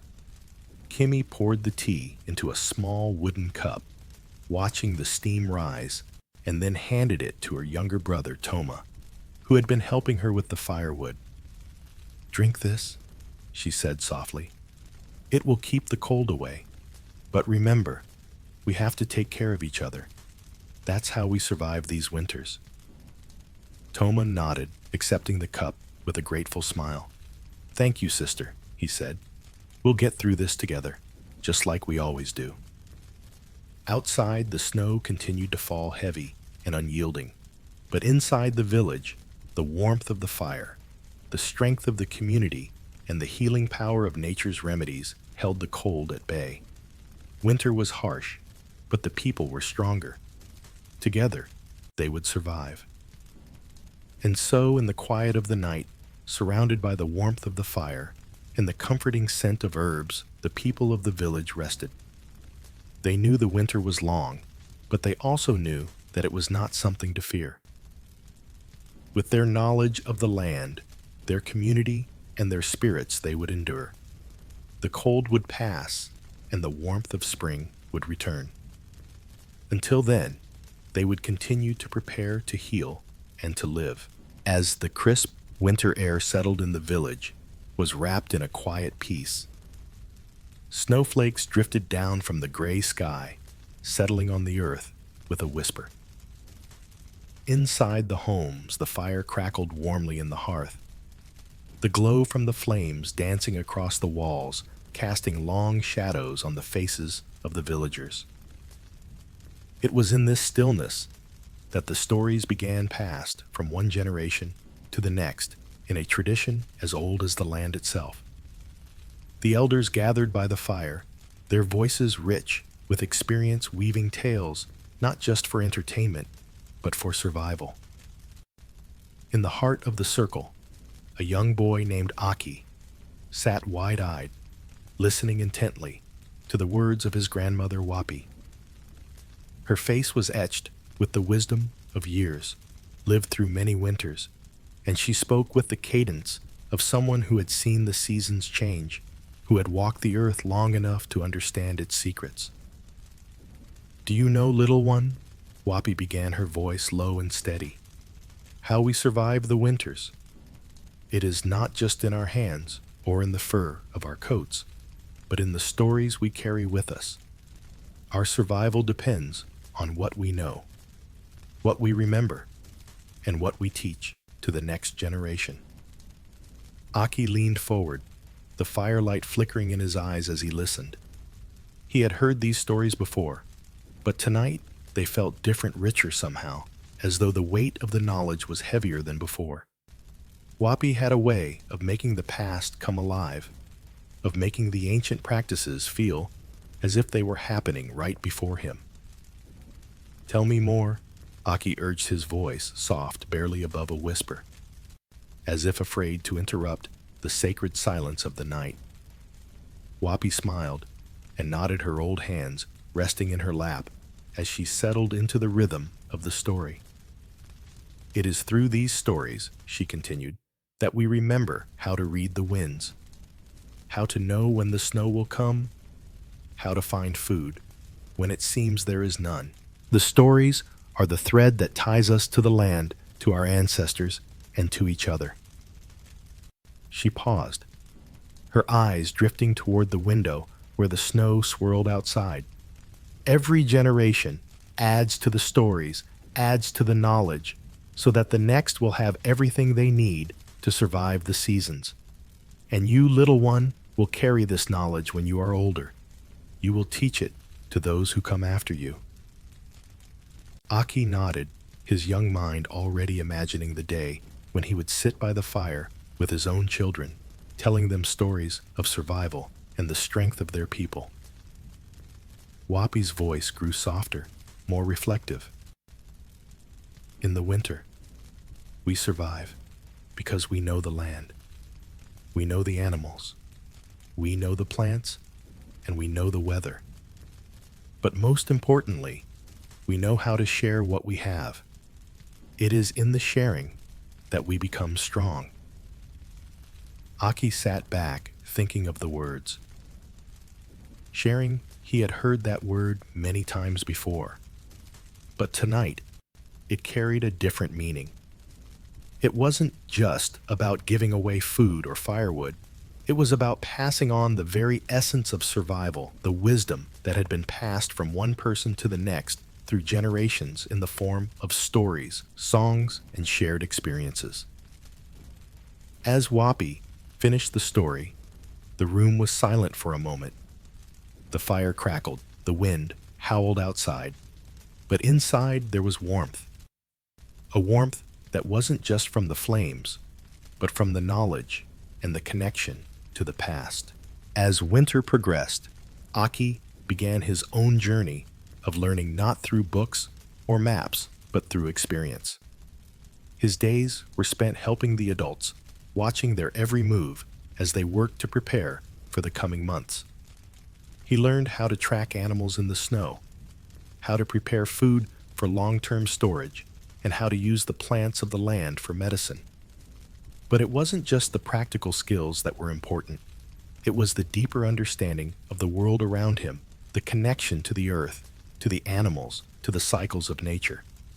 Aki's mother, Naya, was his teacher, guiding him through the lessons with patience and care. "Remember, Aki," she would say, as they trekked through the woods, "you must observe the world with your heart, not just your eyes. The animals, the plants, the wind, they all have stories to tell. If you listen closely, they will teach you what you need to know." One cold morning, as they walked through the snow, Naya stopped and knelt by a small animal track in the snow. "This is a rabbit," she said, tracing the print with her finger. "See how the paws are wide. They help the rabbit move quickly through the snow. But the most important thing to remember is that the rabbit is telling us where it has been and where it is going. If we learn to read these signs, we can find food, shelter, and safety." Aki knelt beside his mother, his small fingers brushing the print in the snow. "I understand, Mother," he said softly. "The snow tells stories." "Yes," Naya replied, her voice filled with pride. "And it is our job to listen." As the days passed, Aki learned more about the traditions of his people. He learned the songs that had been sung around the fire for generations, songs that carried the wisdom of the past. He learned the rituals that marked the changing of the seasons, the prayers that connected them to the land, and the stories that kept their history alive.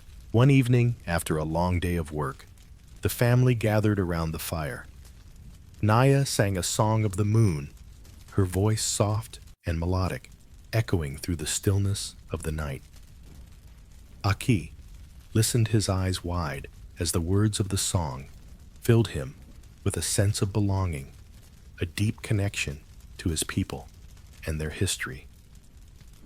"One day," Naya whispered, "you will sing these songs to your own children, just as my mother sang them to me, and just as I sing them to you. And when you do, you will pass on the knowledge, the love, and the strength that has been given to us by our ancestors." Aki nodded, his heart full. He knew that these traditions were not just stories, they were the lifeblood of his people. They were the foundation of survival, the thread that connected past, present, and future.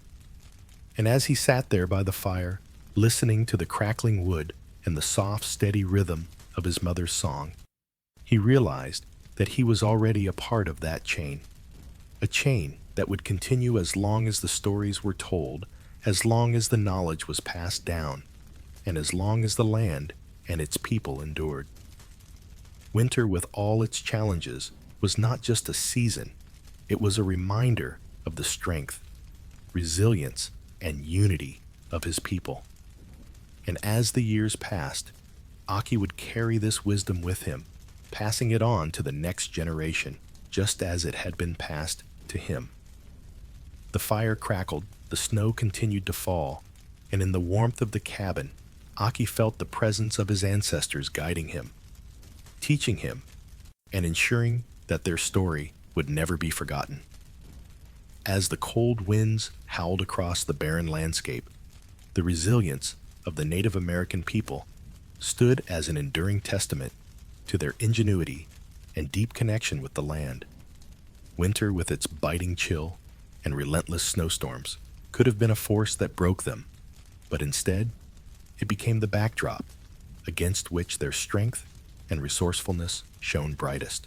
Through every hardship, every trial, they adapted, innovated, and survived.